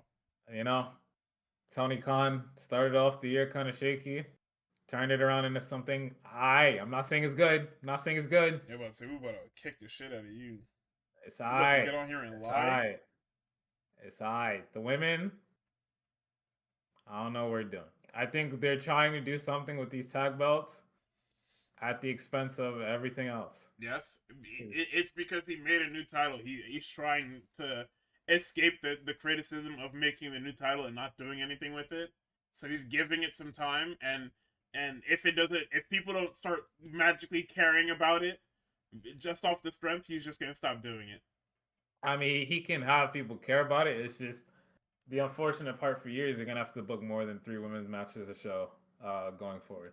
Yeah, so anyway, you have a lot of titles now. Well, the women have a reasonable amount of titles, but like in total, like across the entire brand, you have a lot of titles. So if you want this tag team shit to work, you're gonna have to book more tag matches across 2 shows. Like there's gonna have to be like, ideal world, 3 matches on Dynamite and then more on Collision. Because sometimes Collision can be more woman focused because sometimes I'm not trying to see some of them niggas that are on Collision. You know what I'm saying? You feel me? I know you feel me, right? So tag division has to be a thing. I want Willow to get some fucking singles matches with some actual build to it. That would be nice. Maybe? Okay, fuck myself. Yo. Yep, there you go. Tony Khan, listen. I understand we're doing a thing. I think it's already booked for Babes of Wrath versus Mega Bad at Grand Slam Australia. But, if it continues to get bad, nigga, I have your phone number. I'll call you. You think I'm playing? We'll get you on. We'll get you on Graps one way or another, nigga. Not everybody can get a Tony Khan interview. We can get a Tony Khan interview. It's nothing to us. Please keep in mind, I already called this nigga and he already told me to kill myself. But second time's a charm, right? Right. Yeah, man, that's what it is. He only books 1 on Dynamite and 2 on Collision sometimes. Well, he has to change that. It has to be 3 and 3. Sorry, I make the rules actually. He doesn't make the rules anymore. Because you have people. He's not telling me. No, I'm not gonna tell you how I have it. Don't worry about it. I'm not gonna ask about any of the wrestlers y'all like, by the way, unless I have personal vested interest in them as well. Then I might ask about them. But yeah, no, this nigga has the roster for it. He has the roster to have 3 women's matches on each. I don't know what he's waiting for. This is one of those niggas, right? I don't know if maybe he just likes to do shit a certain way. we saw with the Darby Allin shit that he'll pivot if he really, really has to, but not if he wants to, or not if he doesn't have to, right? Yeah, Hangman's gonna win, but you bet your ass Darby Allin's gonna be part of that fucking Avengers Endgame run-in. You know what I'm saying? So it's like, one of his hoopers went down in Queen Aminata. He's just like, I actually don't feel like booking the women's division anymore because my hooper is gone. Yeah. And it's just like, why would you do that? Why the fuck would you do that? And I'm sure maybe fucking Megan Bayne and Penelope Ford were supposed to initially win, but then Penelope Ford fucked her hand up. So now you gotta pivot to Willow and Harley. And like, that's fine. But then you fucked everything else up, right? They could have won those titles. And you low key could have had, maybe not them going to a program, but just Willow and Styling to do something before they get together. Didn't do that. Why? Doesn't feel like it. Fair, Tony Khan? That's fair. Fuck yourself, asshole. Fucking Jamie Hayter chipped her tooth. All right, well, we'll have her fight Styler one more time, and she's gonna fuck off and then come back with the other British lady that I fuck with. Yes. Who was doing her job. Okay, that's fair. What about the other tag teams? One of them lost, so we'll never see them again. Fairs, I guess. I don't fucking know. What the hell is happening? Where's Athena? Ring of Honor with Bill Warren? That's true. That's pretty true. And then it comes back to what you said about Ring of Honor and that not having a distinct identity. And now he wants to pick and choose and be like, all right, well, now I'm not gonna have niggas from that brand fight for shit. There was somebody that they signed recently. I forget what her name was. I think it was like Olympia or something like that. Yes, from CMLL. Yeah, signed her. Where is she at? Don't know. Okay. Maybe he's just waiting for everybody to be healthy to do something. But even then, I don't know. Because the more time goes on, the more people are signing, bro. All this Gabe Kidd shit that you put across the two of these shows could have went to another women's match. But I have to have Gabe Kidd here because I really don't know. Because he already lost to Darby Allin. There's no taking back that he beat all the Death Riders. Like, there's nothing you can do there. You can't do that. But they're going to run it back again. Where? Australia? Revolution? Somewhere. For what reason? I don't know. For fun, I guess. That's cool. I don't know. So we'll see. I fuck with Tony Khan about it. And that's the thing, right? Because it's like, we'll complain, but it'll never really get bad until the product starts to suffer from it. And I think it's frustrating because you know the heights that this brand could go. This shit, I know everybody's gonna call me Mark and they're gonna call me stupid. I think this shit can go band for band with WWE. Honestly, it's going band for band with them right now. Right? And it can go farther if this nigga, like, you have, you know what I'm saying? It's like niggas having a space race. Nobody wants to build a rocket. Either company could be like, actually, we're gonna take our women's division seriously and then win the space race and that's it. But nobody wants to do it. And I don't know why Tony Khan doesn't want to do it. Because, like, if you really, really want to be like the clear cut, not even like the number 2, because you are the number 2. If you want to be like a dead ass 1B, all you have to do is sit down and write for the women's division. But he's not doing it. And this is my dog too, right? Because this nigga can just, if he really wants to get me, he can book Andrade with fucking anybody right now. And I'll get back to you, report to y'all. I'll just be like, this show's fire. And I'll be, that's what he did with Willow. Nigga gave me a fucking Willow title, and I was like, all right, fair, I can't do anything. I up and down swear to God she was gonna lose to Mercedes Moné fucking 9 out of 10 days of the week, and there's only 7 of them bitches, bro. Yeah. But he put that title on here. I had to put my hands up. I can't say anything. Lisa's up, so I can say whatever I want. But at the time, couldn't say anything. I couldn't. Dead ass. And that's just how it works in the company. Nigga, if when Ospreay comes back, y'all know, dead ass when AEW comes, when Wednesday Night Dynamite comes around, just mute my mic for those sections because I'm not gonna say anything of importance, bro. Billy Goat is back. I'm not trying to hear anything else. You know what it is. Be loud and ignorant. There's not gonna be any fair criticism happening on this show, man. Niggas throw him in one tournament, it's over. Yo, come on. Oh my God. You imagine him and Tom in the same. Oh my. In the Okay, same so league? Oh my no, we're losing the plot. We're losing the plot. This is Nigga, about as the soon as women. We need the women to be booked correctly. You cannot just dangle Will Ospreay in front of me and get me to fucking change my mind. Because I enjoy women's wrestling and it deserves the respect. People only saying Tony only puts up with women's wrestling because of sponsors. See, I don't want to believe that. But right? this is what I was saying. I said that about WWE too. Like I feel like if the niggas didn't have to appease anyone, the women just either A wouldn't exist or B would exist in ways that they did prior to 2012. But here's the thing, right? I only don't believe that because at least on, and honestly, you can make a case for both companies, right? Because Triple H dead ass has said multiple times, niggas pointed a gun at Io Sky, I'll jump in front of the bullet and block it with my pacemaker because I love that girl up and down, 10 toes, right? And I feel like Tony Khan is the same way with fucking Timeless Tony Storm. He's like, I shaved my fucking my little white boy haircut before I let anybody do anything to Tony Storm. Cause not only did she have the good ass fucking build leading up to the Hollywood ending that he didn't make main event because he's scared, right? And not only did she did great work after. Like, you know, swing, grand slam, follow through, right? With Megan Bain, with, you know, all she went all over the world and did all types of different promos and shit like that. Disappeared from AEW TV and was hooping in Japan and had to come home. Yeah. And you know, hold on. When Tony had to drop it to Statlander, she dropped it, and then she made sure that she was legitimate by like facing her again, and then losing again. We have major news before we cut this off, Chad. What's up? Real American Beer has dropped Hulk Hogan from cans in relaunch. Woo! I'm not drinking that shit, but woo! Yeah, me either. That shit is kind of fucking gross, but. But yeah, I don't want to believe that he doesn't really fuck with them. I think I don't know. He has brainworms, bro. He's having too much fun with his men action figure. He's not trying to look at the women, bro. But what else? Before we get off to Jay Smooth mentioned earlier, I didn't want to say it in a moment because it was kind of jovial, but we can get a little sad. We can get a little sad with it. Praise up to Daphne LaShawn. She lost some family in a fire. This shit was crazy. It's terrible to hear. Wishing her all the best, wishing her strength.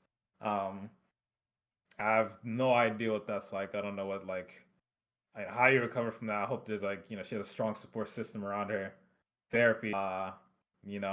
If she needs it, put up a GoFundMe, whatever. I'm sure people will back you. Anything that you need, you know what I'm saying? Yeah. That's all I got. I mean, yeah, it's been a year.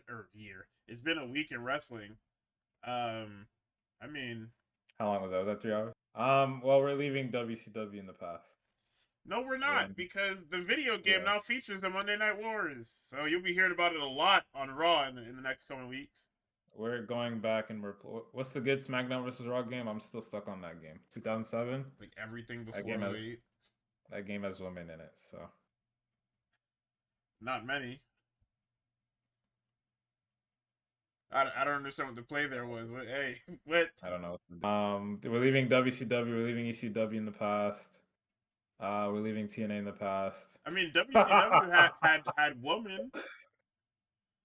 They had Medusa, and they also had I don't think Akira Hokuto was on it, but Meiko Satomura was. But they gave up on that with real quick. Is still the problem. So I believe in my goat. Tony Khan. I feel like he's gonna fix up. I'm not gonna abandon him. But we will be back next week. For me, it'll probably have to be Friday because I got some shit on Thursday. That's a bet. And we're not gonna be missing much anyway because fuck SmackDown. Yeah. Yeah. We're gonna have to wait one more day for our Drew McIntyre analysis stuff or whatever tomorrow. Like I said, just don't show up. If they haven't already announced you for the show, don't show up. Drew, listen to everybody. Nobody believes in you. What are you prepared to do about it? Brother, You're gonna let them go. if you address that shit, the crowd is gonna eat you alive. Please don't. You're gonna let them sit up on Monday night and talk about you while you at your house? Them niggas are gonna come to your house. They're already eating your meal, by the way. Drew, they're telling you to drop the title, Drew. Drew, they're telling you should have lost to Sammy clean. Yes, absolutely. Come on, Drew. Come on, Drew. You gotta do something. You gotta respond, Drew. Cut a promo on the both of them, Drew. You Got it should have in lost you. clean like shit. They don't want you in that match for Mania, Drew. You have to respond. I don't. You want to respond to the both of them. I want They you to tried to fuck bury out your of my world character. title division. Drew, just remember you're the chosen one, Drew. You gotta say something. They're not chosen ones. Well, actually, I think they're both chosen ones, but you gotta say something, Drew. Chosen by who? Who chose? Holy smokes. Yeah, okay, so that's it for Graps. We want to thank y'all for watching. Y'all have a good night and Godspeed.